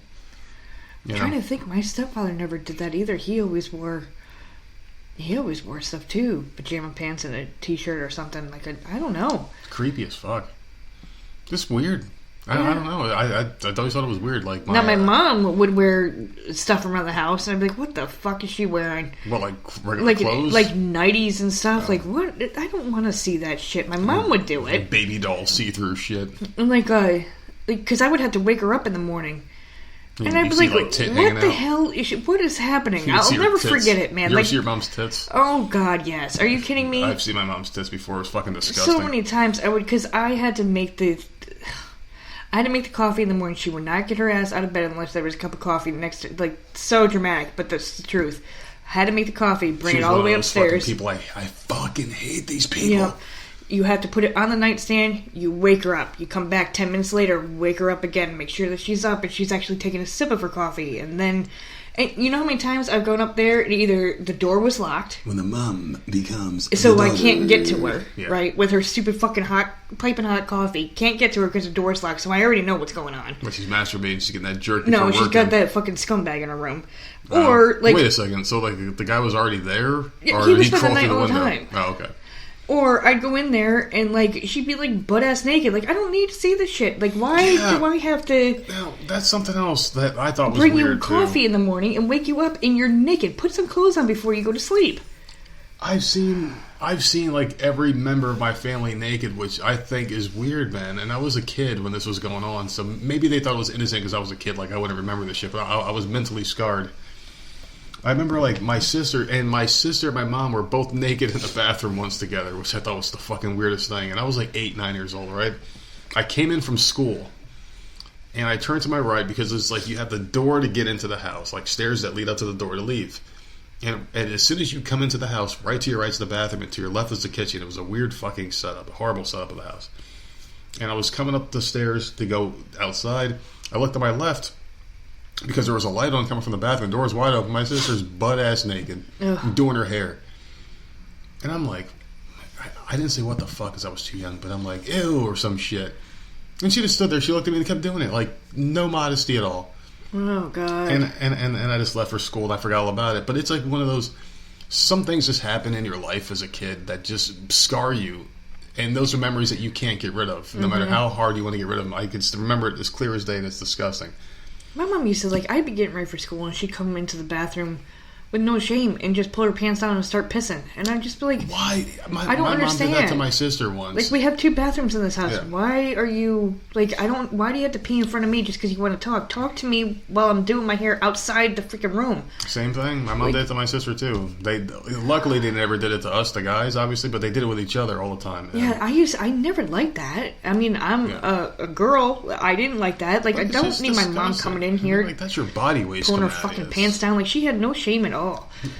Going to the bathroom is one of the only times in life where you can truly be alone. And if you're in that bathroom, that's like your timeout, and you go in there and that's your timeout. You know, like you get away from everybody. No one can bother you there. You know, it's your own private moment. We had 2 bathrooms, one upstairs, one downstairs. I'm in there trying to get ready for school. She comes in, freaking pulls her pants down and just starts pissing and talking. Like, no, dude, I'm trying to get ready for school. Like, what are you talking? No, go back to your cup of coffee. That's just your time to be alone. I don't understand like why that's such a. All right, well, let me go over there and just intrude on you. You know, like, did you guys have more than one bathroom? Because here, there's no excuse for that shit to ever happen. Yeah, we had two. We had one upstairs and one And downstairs. she chose, like, she probably walked upstairs to get to the one that you were in just so she could piss. I never understood it. It's just, I don't know. It's just weird. I guess parents are weird. My dad never did that. I don't think so, because we're not weird. There was a, like, I shit you not, I've never seen a house built like this ever in my life until I moved in. When I first moved in with my father, he was living with his girlfriend at the time. And she had this old-ass house. And when you first walk in, you always came in through the back door for some odd reason. I don't know why. But when you're through your back door tonight. Shut up. No, you ain't. So you go in through the back door, and then there's a big-ass kitchen. And then to the right, there's the bathroom door. In order to get to the rest of the house, like the living room, the bedrooms, all that other stuff, you have to go through the bathroom, open the other door in the bathroom, and get to the front of the house. Yeah, it sounds weird. I've never seen a house like that before. So, like, in the bathroom, there are two doors, and you cannot get to the other side of the house without going through that bathroom. So, God forbid someone's in there, showering, taking a shit, whatever. You can't get to the kitchen or the living room without getting through that damn bathroom. Oh my God, that I don't know why someone made a house like that, but that, and even with that, no one ever came in and bothered me when I was trying to get ready for school. Like, I don't know, it was weird. There were some weird fucking moments in my life where, like, I don't even feel comfortable talking about it. It's just so fucking weird, you know? Like, my sister was a fucking alcoholic. Bad. And, like, we say that as we're having a drink right now. But we keep it under control for the most part. We have a few drinks, we do the podcast, and then we can go until the next one, have a few drinks. It's not, we don't do this every night, people. Please, don't think that. Well, it's been since Thursday since we put out one, so... Yeah, it's been since Thursday since you put out for me. No, fuck you! But anyway, actually, it's actually been before that. Oh my God, fuck off. But I digress. So yeah, my sister used to get shit-faced drunk, like drink wine from the time she woke up till the time she went to bed, and just got shit-faced drunk, right?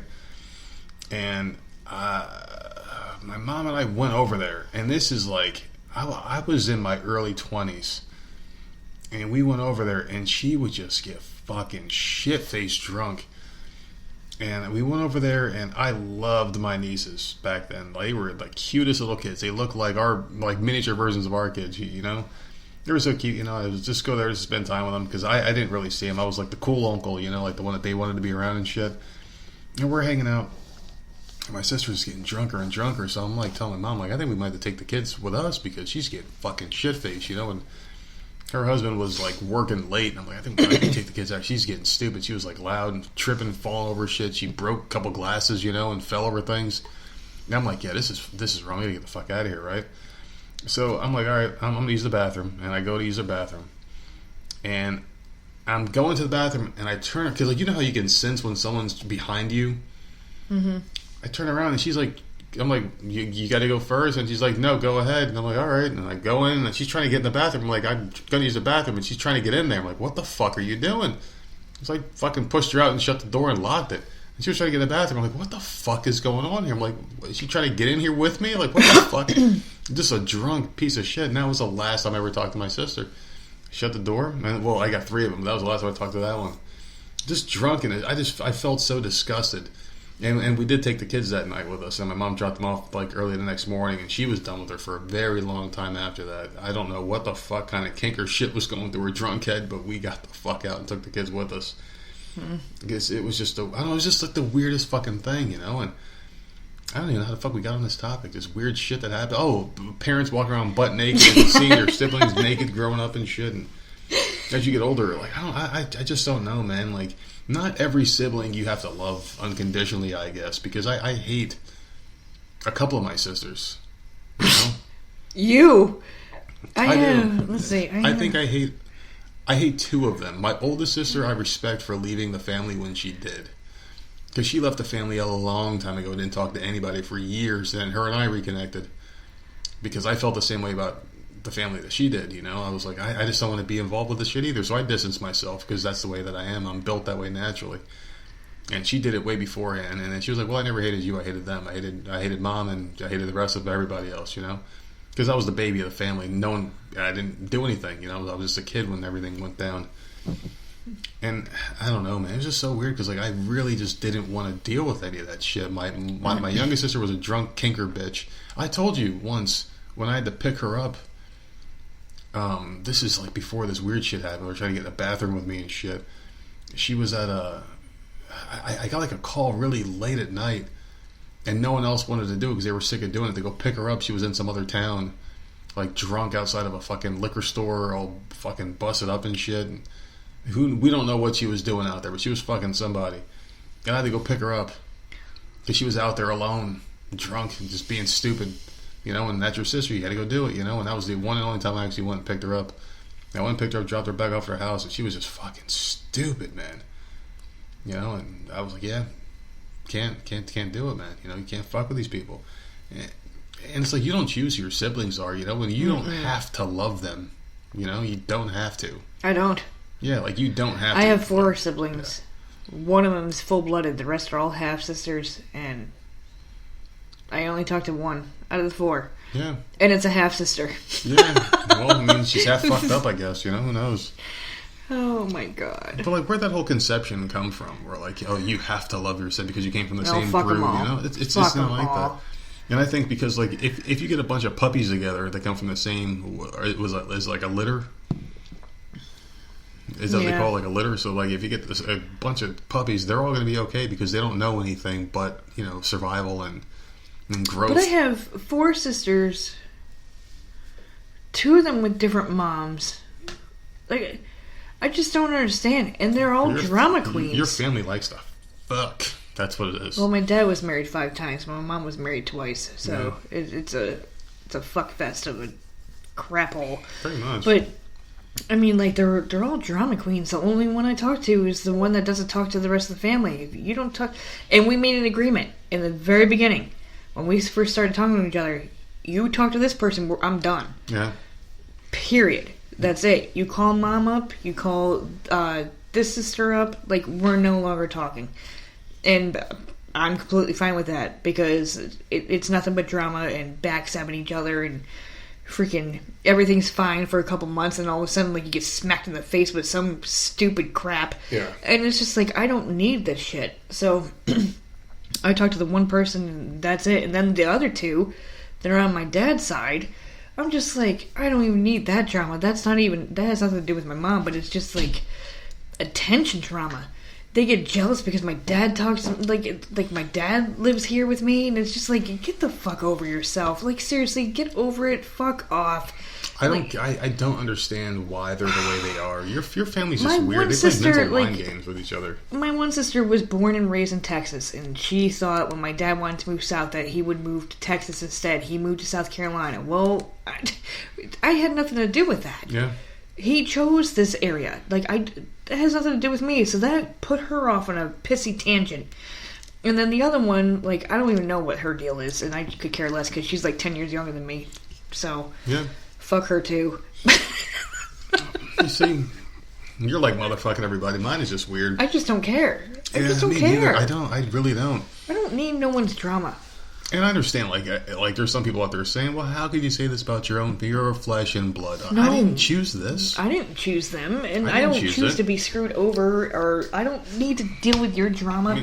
My life is fine without you. I don't need it. I think the way life is like you choose your own destiny in life. You are born, you're raised with these people, and then you all grow apart, or you stay together, or you just stay in touch, or whatever. You don't have to be the stereotypical family on TV. I choose to not have drama in our immediate family. When we had kids, shit changed. We kicked out all the bullshit. Because, like, we're not raising our kids with, like, I don't even know how to explain it, but, like, I got a mother that comes in and out of my life every couple years, except for once we had kids. So it's been 11 years now. Yeah. But before that, it was like every couple years. Talk a couple months and not talk to me because she's pissed off over something stupid, waiting for me to apologize, and I won't apologize. And, like, 2 years she comes back. I'm not doing that. Not when we have kids. You cannot be a grandmother one day and then disappear the next day. So I just don't understand. Like, there's reasons for it. I can see if we were all like immortals and we live like thousands of years and a couple and like stupid. 10 years here or there doesn't matter. But we have very short lives in comparison. You know? Well, I mean, you figure this. I have 4 sisters. My mother has 4 grandkids, 4 granddaughters, and a grandson on the way. Yeah. She's never met one. I'm sure you sure she didn't meet any of them? Hasn't met one. She's a dumb fuck, man. She really is, and she's just an old. But bitter that's bitch. what I'm saying. Like, I don't know if people that are listening are like, "Well, that's your mom." Well, no, she's an like, old bitter bitch who's in bad there's a health and reason doesn't why- care. She's gonna die alone and with the middle finger in the air, probably. Oh God. Oh God. Can you imagine the day I get that call? I don't even think I'm gonna get that call. Probably not. They're gonna be like, "What the fuck's your number?" The day that my sister came out and said that she'd like this girl, my mom disowned her immediately. She was 17, kicked her out of the house, whatever. A month later, now my sister hasn't talked to her since then, but like a month later, my mom just kicked her out of the will. Went to the lawyer. Will was done. She's out. Like, nothing. Because she was gay? Because she was involved with this girl at the time. Was it because she was with a girl, or was it because that was that girl? It was a girl. Like, no, you don't do that. My mom is a fucked up person, but like she'd like to try to portray that she was very Christian, Catholic, whatever. Oh my God. But even though like she was stupid, but yeah, because my sister, she was 17 in high school and she was experimenting or whatever the fuck she was doing. I don't even care. It has nothing to do with it. But my mom cut her off and then immediately took her out of the will. I haven't talked to my mom in like 15 years, 11 years, 12 years. So I know I'm out of the will. I don't think I'm going to get a call when that shit goes down. Good. No, that's what you say. You say good. Hey, is this nerd? My sister asked me. Your mom died. Good. Like, you think they're going to call us? Because I guess she's had lung surgery. She's had all sorts of shit happening. I'm like, I don't think so. And I don't. Like, it's been a couple of years. So I talk to people in my family. I wonder if anyone's died in my family. See, I have no idea. Like, my link... It sounds so bad that we're saying this out loud to, I don't- thousands and thousands of people. But it's like we just live simple lives, man. Like, we raise our family, our immediate family, our kids the way we are with each other. Drama It's free. different. That's Because, it. like, we've been together for, 15 years now? I don't even know how many. It's been well over a decade. We've never split up. We've never, had other people and kids with other people outside of this relationship that we've started, since we've been together or whatever. Like, I don't have, 100 other kids. You know what I mean? It's not like your dad and your mom. My mom and dad split up, right after I was born, just about. Right. So it's like we've done the exact opposite. We've kept the kids raised pretty well. We let them know that we're there for them, and I don't ever see us not being a part of their lives in some capacity. No, and we've had this discussion before because... And I want them together. When they get older, I want them to be together still. Right. Because Jenna's condition and shit. Yeah, well, when we're gone, we're going to need someone to look after her. For Yeah, sure, and because I'm sure our daughter will. But, her sister will take care of her. it's just like, I don't need someone that's in and out of their life for no reason, and then they think that that's okay. Yeah. Like, I don't approve of that. So, like, they do talk to the one sister that I talk to, and she comes down and she visits, and, that type of stuff. Just like, if you got drama, like, I'm gonna cut you out. I don't have time for that. Who's got time for that? Well, it's not in just life? that. I don't. It's not just that too. It's like there's a lot of other factors that go into it, and like I don't know, man. Like, my family was never like that. At one point, my one sister that I don't talk to was writing a book. Remember that? Yeah, and she was like roasting people. How the hell did we get a copy of that? I don't know. Somehow we got a copy of it. Somehow, I think your other sister got a copy and sent it to the you. sister that I talked to ended up with an email. Someone sent her an email of a copy of the book, you. and then she sent it to me. And I was reading it, and I'm like, "Are you fucking kidding me?" Like, just airing everything out, and I'm just like, "This fucking bitch," and then making shit up. I'm like, oh hell no! Like, you are done. And I think it was right around that time I was done. Like, fuck that. Like, I have people in my family that are just fucked. Who's gonna write a book and just like? I mean, first off, you're nobody. Who the fuck's gonna read a book about like random slut number 55? Her family. I don't get it. Oh, God. But like I was saying, though, my family, I mean, they're just a bunch of weird people. I'm weird, but like, I don't know, like my dad's side of the family, they're very distant people. They don't like hold hands. We've never really been close. Like my dad and I were pretty close, I guess. Is really like a father and son are close. But it was just a different kind of relationship. It wasn't like, like we weren't together all the time. It was like a weekend thing, and it was every other weekend, every weekend, that kind of thing.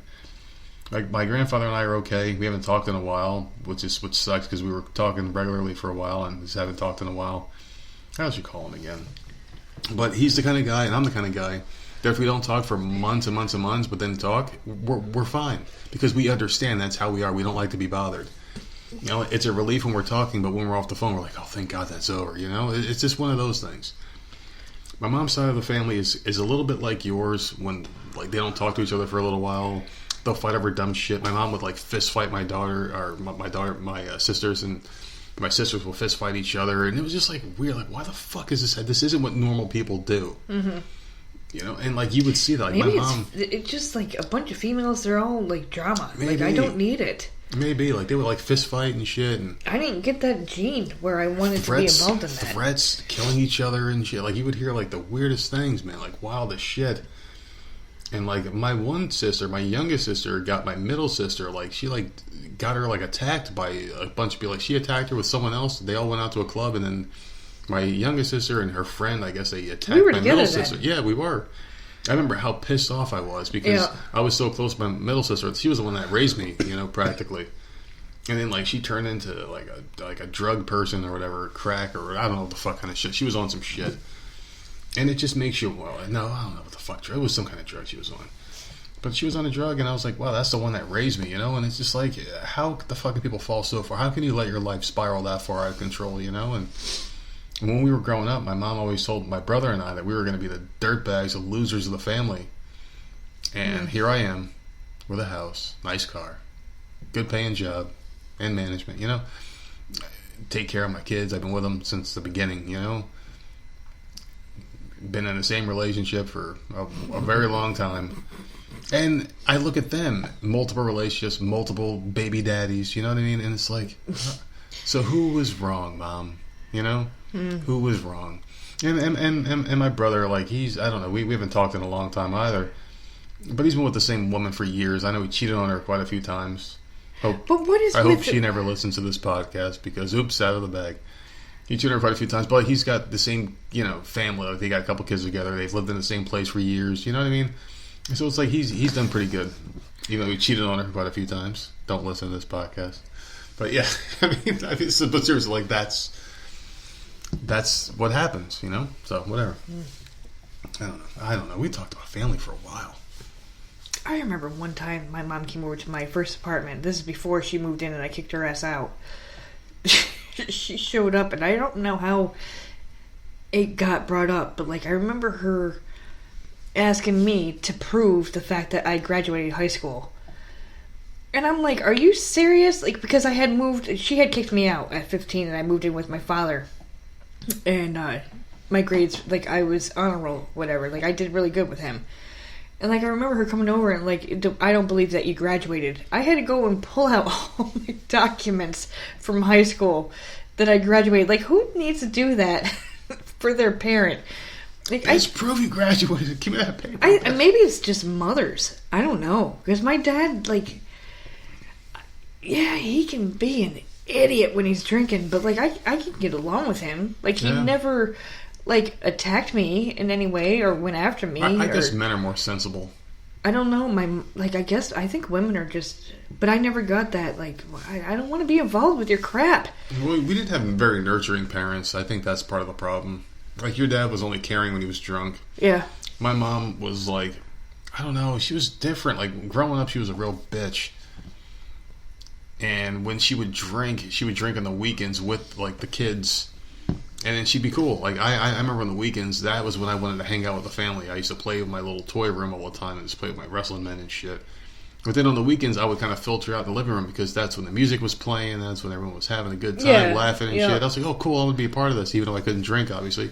I was playing. I was able to watch TV on the big TV with my VHS, watching wrestling tapes, and they would give me attention. I loved it. I starved for that shit.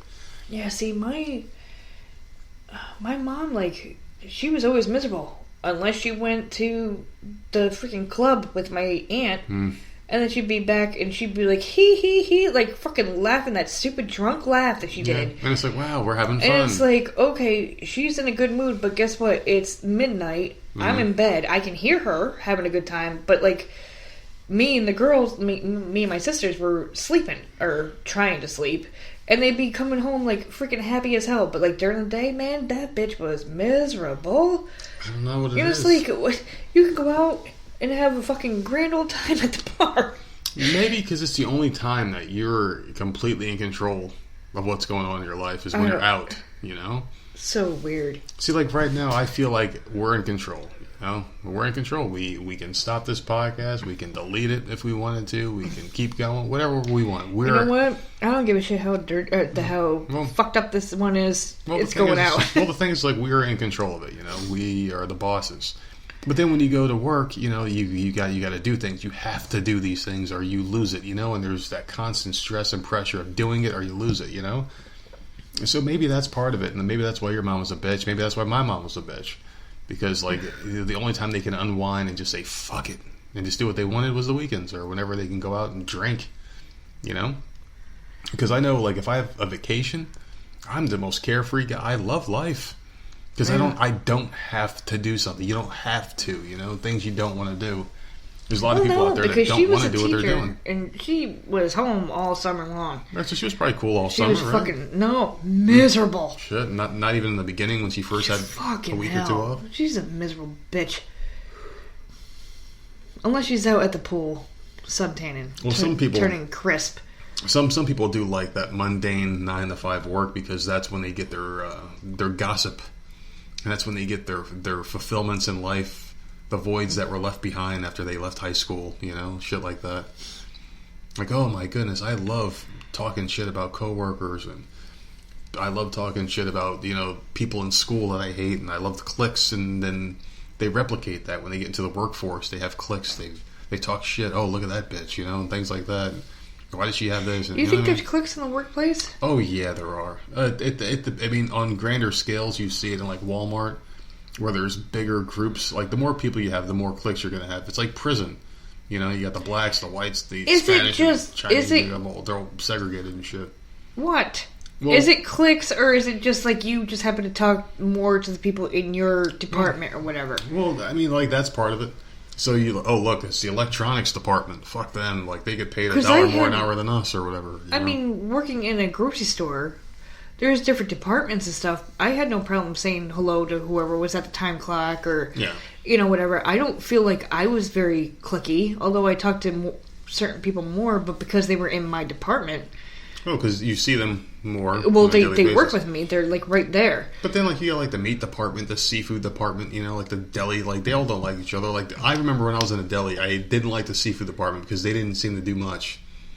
I was like, man, that's where I want to work because they don't do shit. Well, you did work there. Yeah. And then when I got there, I was like, wow, this is easy. Look at those fucking assholes slicing meat all day.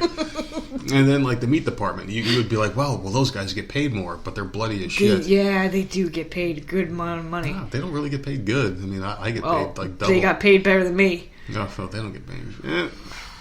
Well, yeah, because you've been at your job for a while, but I'm saying in the grocery store, that's where you want to be. Yeah, you want to be in the meat department, but there's also the most work, you know, and there's all these different, like, levels, and then, like, there's resentment that gets bred from all this shit.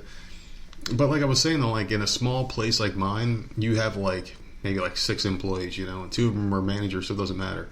You got, like, 2 people that like each other, one person that hates this person, one person that hates that person, but likes one of the 2. So it's like there's this circle of resentment between the 4 people, and it's like you got to kind of wrangle that shit in a little bit, you know? Fuck that. It's just dumb. I just don't understand why we have to have conflict in our lives. What is it about people that need conflict? Why do they want this in their life? Why do they need it in their life? Is it like a constant thing? Like, my life's boring right now. I need conflict, and just start it somehow. Subconsciously, you're starting conflict just to have some kind of excitement. I don't know. Like, I'm thinking, I'm trying to think of the last time I had conflict. with someone, and I think it was a stupid bitch at the fucking bus stop. Maggie. I think that's the last time I got bitch. into something. Yeah, right. I think so. Jesus, man, I wanted to kill the bitch, and I still can't stand. I can't even stand to look at her fucking face every morning. It's people like that make you think they're just. But pitiful. You could tell, and it's weird. But you could tell that she was a bully in school, and like at this point in my life, I am gonna be 40. I don't give a fuck anymore. Like I have come to the point in my life where I no longer give a shit what you have to say to me. I'm gonna come back at you. Like I might not have had a backbone in school, but I do now. And when she went at me, I was just like, "Fuck you, man!" Like I'm over this shit, and I think that's the only time. Like, why don't people grow up? I can't remember conflict even before that. Like I remember telling you, like I don't know what the hell's happening. I'm like, this bitch is just like being a fucking psycho. And I was like, I don't. What the hell is going on? I gave you a freaking switchblade. I'm like, I was like, just gut the bitch, just stab her, just stab the bitch. Like we're fucking in New York still, just stab her. Well, my whole instinct is just like down here we're in the South. People have guns and they just do dumb shit. And this bitch sounds like she's someone that's unhinged because only a mentally unstable person would cause conflict at like her advanced stage. She's in her late 30s, early 40s. She's good. I think she's older than me. I think she's in her. All right, so early like let's say 40s, she's maybe. let's say she's in her early to mid 40s, right? Yeah. And you're causing just childish conflict, like causing issues with people. Like over a bus stop. Yeah. Like kiss my ass. Stop? Like why do you have to do this? Why do you have to have your way like a little child? There's only a block. I remember texting It's a block. you. I'm like, you better call me because I'm going to knock this bitch out. And you called me like immediately. Like, what's going on? That was such a nightmare. But I think before that, the last conflict I had before that, I don't even know. Someone at work at Hannaford, maybe? I don't know. I don't think so. I think it had been years and years and years. I don't sit there and argue with people if you. I don't care. Like if you're upset with me or something, I just like I kind of walk away and just like whatever. I don't think I've had any kind of conflict because people tend to like me. Yeah, people tend to like me because I'm a bigger guy. I think they're like, hey, I'm not fucking with them. You know what I mean? Like I don't know. Yeah, I can't. I'm like really trying to think. And like I didn't even have a conflict with my mother when we stopped talking. It was just like we just stopped talking. Like it was done. Like I didn't show up for Thanksgiving dinner. I think that's what it was. No, I wasn't invited. So but you're expecting to show up with gifts for everybody, right? Is that this one? Yeah. Like okay. I was pregnant for Samantha. I wasn't invited. I guess they assumed I was going, but no one had mentioned who was cooking or where it was going to be or anything. So I said I remember, I'm like, fuck it, we'll do our own thing, play video games or whatever, because we were heavily into video games back then. This is years and years ago. Oh yeah. So I'm like, screw it. You know how nice this is to just chill out, just me and you, at home. You know, because I'm pregnant. I don't want to fucking be doing this shit anyways. And it was immediate. The next day, I got a nasty, stupid message on the answer machine. Remember those answer machines back in the day? Oh my god, it's like voicemail, but no one ever checks that either. Oh, god, a nasty message. Well, I guess you fucking hate me because you didn't come to dinner. And I'm like, bitch, I'm thinking to myself, I don't even know where the dinner was. But like, I think that wasn't even a conflict, so. I don't get it. I just want to say, like, people love this shit. Like, they get off on it. This is the reason why. You didn't come to dinner, so we're done. Like, if there's an accident on the side of the road, you'll have the odd person that has to park and get out the car and stand there and be near people that are hurt because they just want to be a part of it because they're going to feed off of your drama because they don't have it in their lives. People just love this shit. I don't get it. I don't understand it. I hate it. I don't like it. If it's near me, I like step away, and I like it doesn't have to involve me. If there's something going on around me, I try to like get away from it. I don't know. I'm just not one of those type of people. I just don't like it. Well, imagine if we never had to leave this house. We wouldn't. No, If we never had to leave, if everything in this house right now would just replenish itself automatically, like our beer, the liquor, the food, we never had to leave, it would just replenish it automatically. You can pretty much have everything mailed to you now, can't you? Yeah, pretty much. Is it more expensive is there a delivery charge? Oh, I'm sure. There's got to be a charge for fucking people to stay lazy. There's going to be a charge on that, man. They're going to fucking fine and tax the shit out of people for wanting to stay fat and disgusting. But that's just the way it is, though, man. And like I don't get it. I don't understand it. It's just like, without conflict, what is there? You know, peace. Do people like peace? No, peace is boring. They need conflict. They need that interesting like storyline. It's like a soap opera. And when you try to live a life like us, of just like a sedentary lifestyle where you're just not bothered by anything, you just do the bare minimum just to get through life. Something just happens. It's like the forces of nature make something happen to fuck with you, you know? Something random like that one day we were out there and the car had like gummy bear smiley face in the back. Like, why did that have to happen to us? Of all the houses, why what us? What was that? It wasn't gummy bears. Like it gummy was, worms and like a smiley, some stupid. It was like some kind of fruit, candy. Fruit tape or something. It was fucking candy. I mean, I'm not going to get into the debate of it. It was candy. And it was just something stupid, like, why our house, of all the houses, we don't talk to a motherfucking person on this block. No one knows who the fuck we are. Why'd that have to happen to our... Or is it because, hey, let's just talk to them. Hey, let's just bother them because we have to have conflict. And they obviously need it too because they don't talk to anybody. You know, like, why did that happen to us? We don't invite it. We don't ask for it. We don't need it. And we didn't deserve it because we don't bother anybody. You know?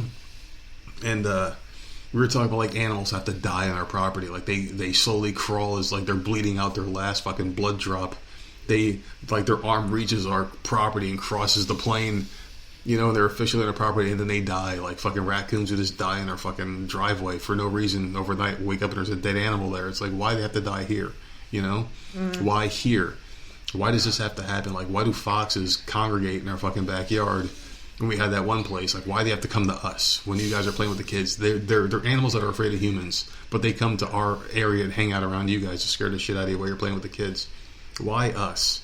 Because we don't look for drama, so drama has to find us. Because if you're not looking for because foxes are not supposed to want to be around humans, right? And like they weren't rabid because they didn't attack. They were just kind of hanging around. No, they were just hanging out, like dogs. It was so fucking strange. Foxes that would just come because we lived in the country. Yeah. They would just come out and just like I'd be out there with the kids in the pool, and all of a sudden there's 2 or 3 foxes just like staring, like oh hell no, like what is happening? It just didn't make any sense. And they didn't attack. It was just they were just watching what the hell we were doing. It was so fucking weird to me, man. Like I just don't understand. Like, why is there something out there in the universe that has to create conflict? And it doesn't matter how hard you try. I can be locked in a solitary confinement room for 100 years, come out with a fucking Rip Van Winkle beard, and I guarantee you I would have had conflict somehow, some way with someone else in the outside world. It's just the way things are destined to be. Life is full of conflict. No matter how hard you try to avoid it, it will find you, and it sucks. Because it seems like it hits you tenfold when you try to avoid it that hard. Because you're trying that hard to get away from it. I don't know. I fucking hate it. If I can go the rest of my life without dealing with an issue, I would gladly fucking do it. But you can't. You know? I have a bunch more topics here, but a lot of these I'm going to cut because, like, I don't remember what the fuck, like, deep fried food, obviously, we talked about that. Like carnival food, like deep fried butter, lard, it's disgusting. Fucking bull testicles and shit. Seriously? Deep fried. There's weird shit. Deep fried cheddar. Bull testicles. Yeah, deep fried cheddar cheese, deep fried ants and shit. People will eat weird things if it's deep fried. And down here in the South, we have a lot of people that like to deep fry everything. You know, deep fry eyeballs and shit. You know, like there's deep fried frog legs. Some people say frog legs taste good. Well, they say it tastes like chicken. That's what they say. I've never tried them. But I never who will. wants to... I don't understand. Deep fried... Like, this is my thing. I like ice cream. I don't want it deep fried. I like Oreos. I fucking love Oreos. Oreos and milk. Oh, my God. Please don't deep fry it. I can't even... Nothing on this earth can make me think that tastes good. Yeah. Deep fried a stick of butter. That's what you're saying, right? A stick? Yeah, deep fried butter. How does that taste good? I mean, butter, like, no. I could put, like, bread and butter with like my spaghetti or What a deep whatever. fried heart attack. Because that's exactly what it is. I can't. Because I'm literally picturing, and I don't know how this is. I have to look it up. I'm picturing someone with like a freaking like a literal deep fried stick of butter and just taking a big ass bite, and all it is butter inside. That's disgusting. But like, you gotta think, like, how many calories are in one fucking bite? And I think about calories, carbs. I think of numbers, man. And that is disgusting. The only deep fried, fair food I'll say I like mozzarella? Is the fried dough. Yeah, fried dough, mozzarella. All over that. Chicken. But see, you're talking about all sorts of other stuff. Like if we're gonna go that route, then onion rings, chicken kebabs, onion rings, yeah, mozzarella sticks, obviously. But like, please don't. Dough balls. No, just give me fried dough. Well, it's the same shit. It's the same thing. It's just in a ball form. Yeah, but I need a big ass. You're talking about the funnel cake. You're talking about the funnel cake. No, like it was called. It was a funnel dough. cake. It was a funnel cake. They call it funnel cakes or fried dough. It was like a thin strip. Some of them were hard. Some of them weren't. That's good shit right there. You get the ones with the big air bubbles in it. Oh, yeah. Carnival food is just good in general, though. That's some good shit. And I used to like the shish kebabs. The shish kebabs, they had this, like, New York strip taste to them. And for some reason, they came out so good. And every year, they cost more and more money. They cost, like, 50 cents more every year. I remember when we were kids, when I was, like, a really young kid, and they were, like, younger. They were probably 15, 16, and I used to tag along.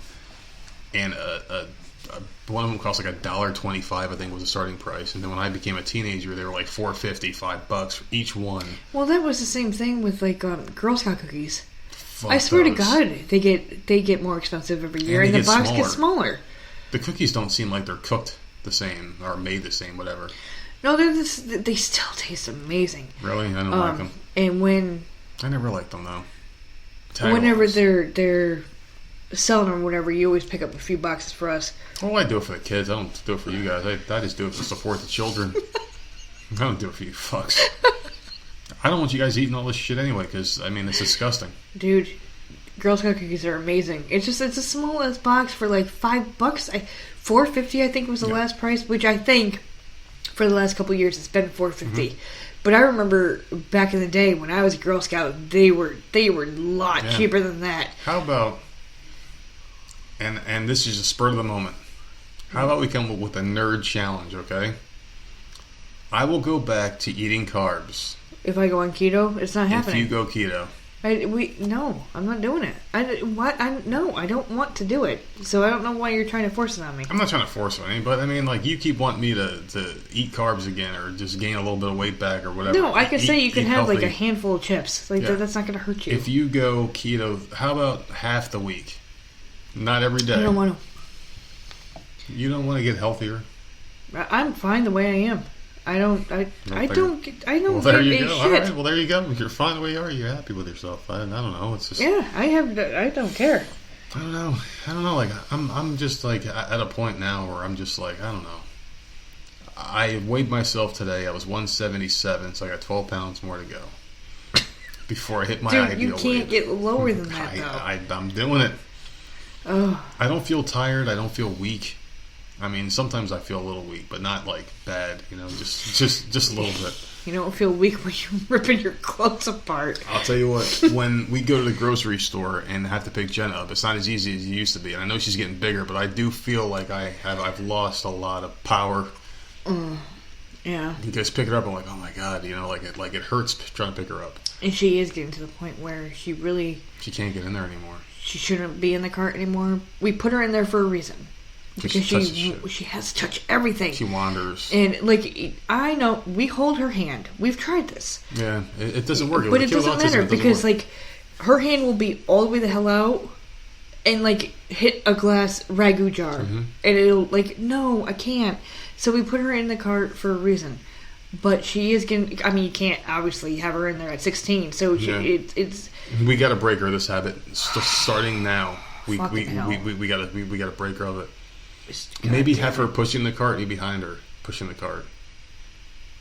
You know, like maybe she needs one of those little kid ones. I don't think the store we go to has them though. I don't think so. No, Lowe's has it. That's about the only one I can think of. But we got to figure something out because we can't have her anymore. It's embarrassing. If we're in there, I don't give a shit. See, you get embarrassed. I don't care. If we're in there quick to pick up, like, milk and bread or something like that, then she's not in the cart.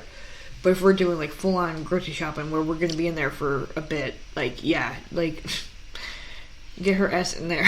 I think she can play with her fucking phone. I think she'll be alright. We just got to figure it out, man. So we talked about that. So, yeah, like, we had a decent weekend, I guess. I mean... We watched the roast. That's about it. We watched the roast. We We need to get the movie app. We played a lot of games. A lot of video games we played. I can't think of anything else we really did. That was it. We need the movie app back. I know some movies we want to see. We'll do that this weekend because I'm off. I think I'm off Sunday. I don't know. I haven't checked next week's schedule yet. Everything's all fucked up because fucking people can't keep their fingers off the fucking keyboards and shit. I guess I don't know what the hell's going on. So we'll figure that out. We're doing the aquarium on Friday. Yeah, we're doing that on Friday because Jenna's field trip. We didn't want to send her like hours away on a fucking bus ride. This is she has a field trip. She's gone on every single field trip except for this one. This one is 3 or 4 hours away, right? And they leave at like 6:20 in the morning. So that, number one, that throws off her routine. Normally we don't leave the house until after 6:30 to get on the bus. Well, this, you had to be at the school at like 6:20. So she would have to be in the car and driven there. So already her routine's fucking thrown off. Then she would be on the bus for hours and hours to get to where the hell they're going. To the State Museum, or I don't even know what the fuck it is. And then hours and hours and hours to get back home. And then we had to go pick her up, which is late, past dinner time.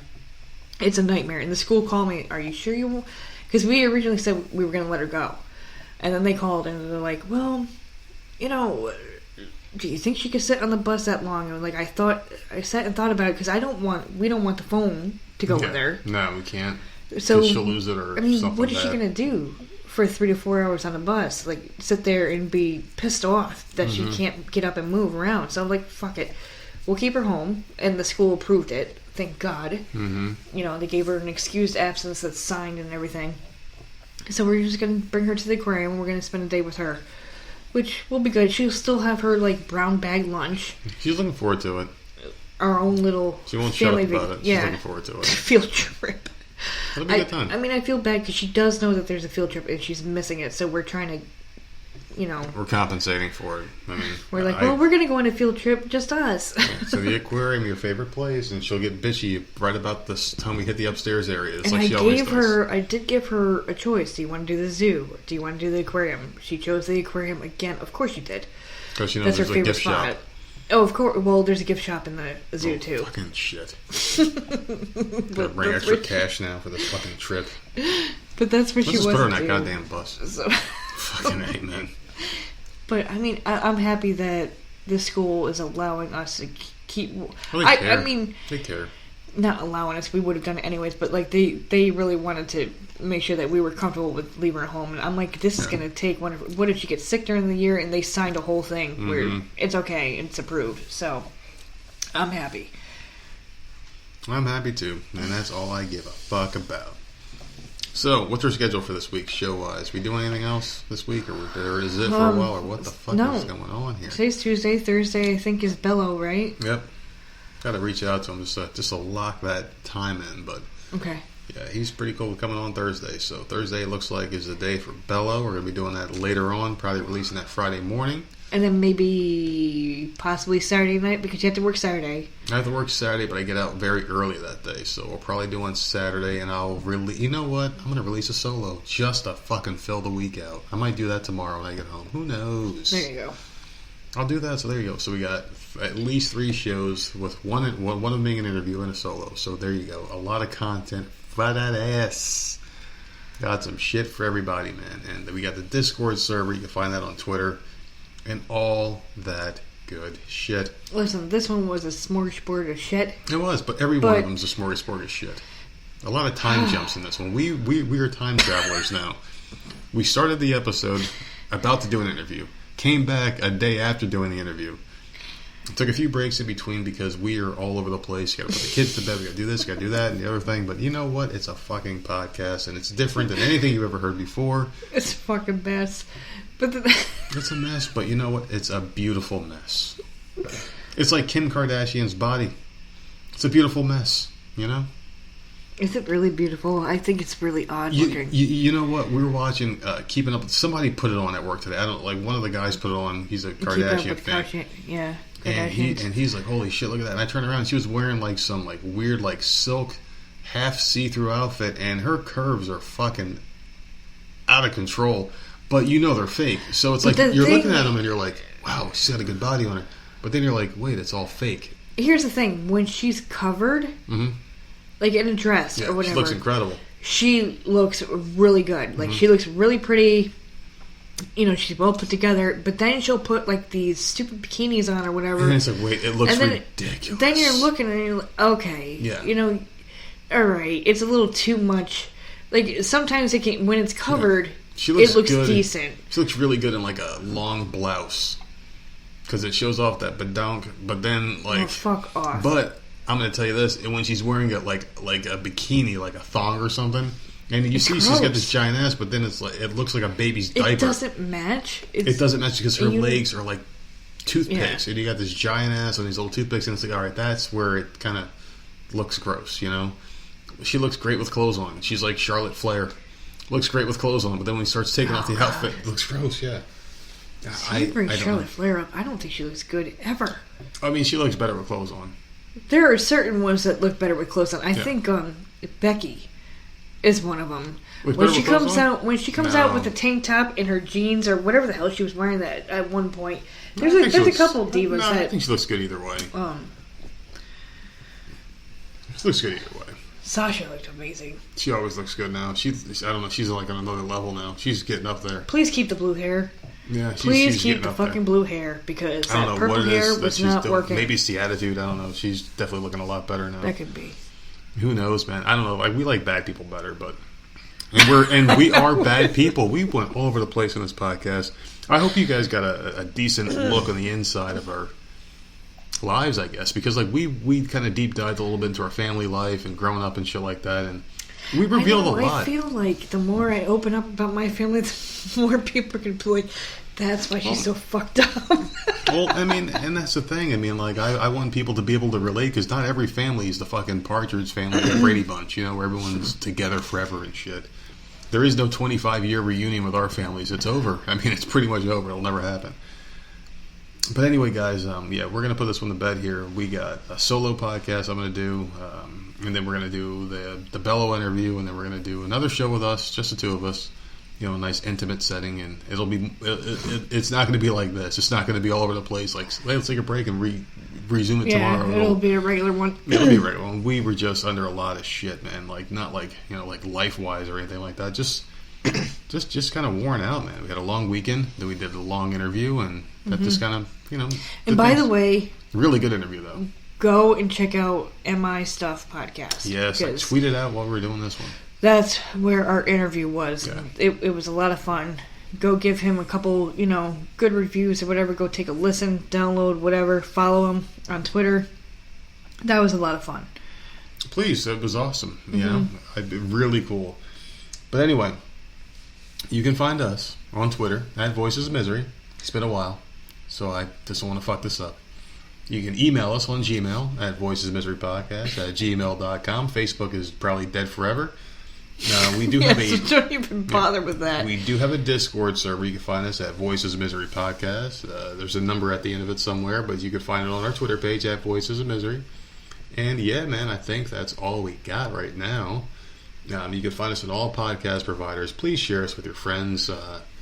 Just tell people about the show, man. And maybe you can get on here one day yourself, because I will talk to a fucking corpse and make it interesting. All right, ladies and gentlemen. So until then, this is the Nerd and the Nerdette. What? You don't even give me a warning. I gave you a second. Anyway, we'll talk to you guys soon. Later. Hey everyone, this is Stevie Richards. When I'm not doing Stevie Richards Fitness, when I am doing Stevie Richards Fitness resistance band training programs, I like to listen to my friends on the Voices of Misery podcast. They talk about literally everything and anything, some stuff that might offend you. So if you're not easily offended, don't subscribe, because they say whatever is on their minds is actually subscribe. Subscribe anyway. You might learn something, and check them out anywhere you can download and listen to your favorite podcast. And of course, check them out at voicesofmisery.podbean.com.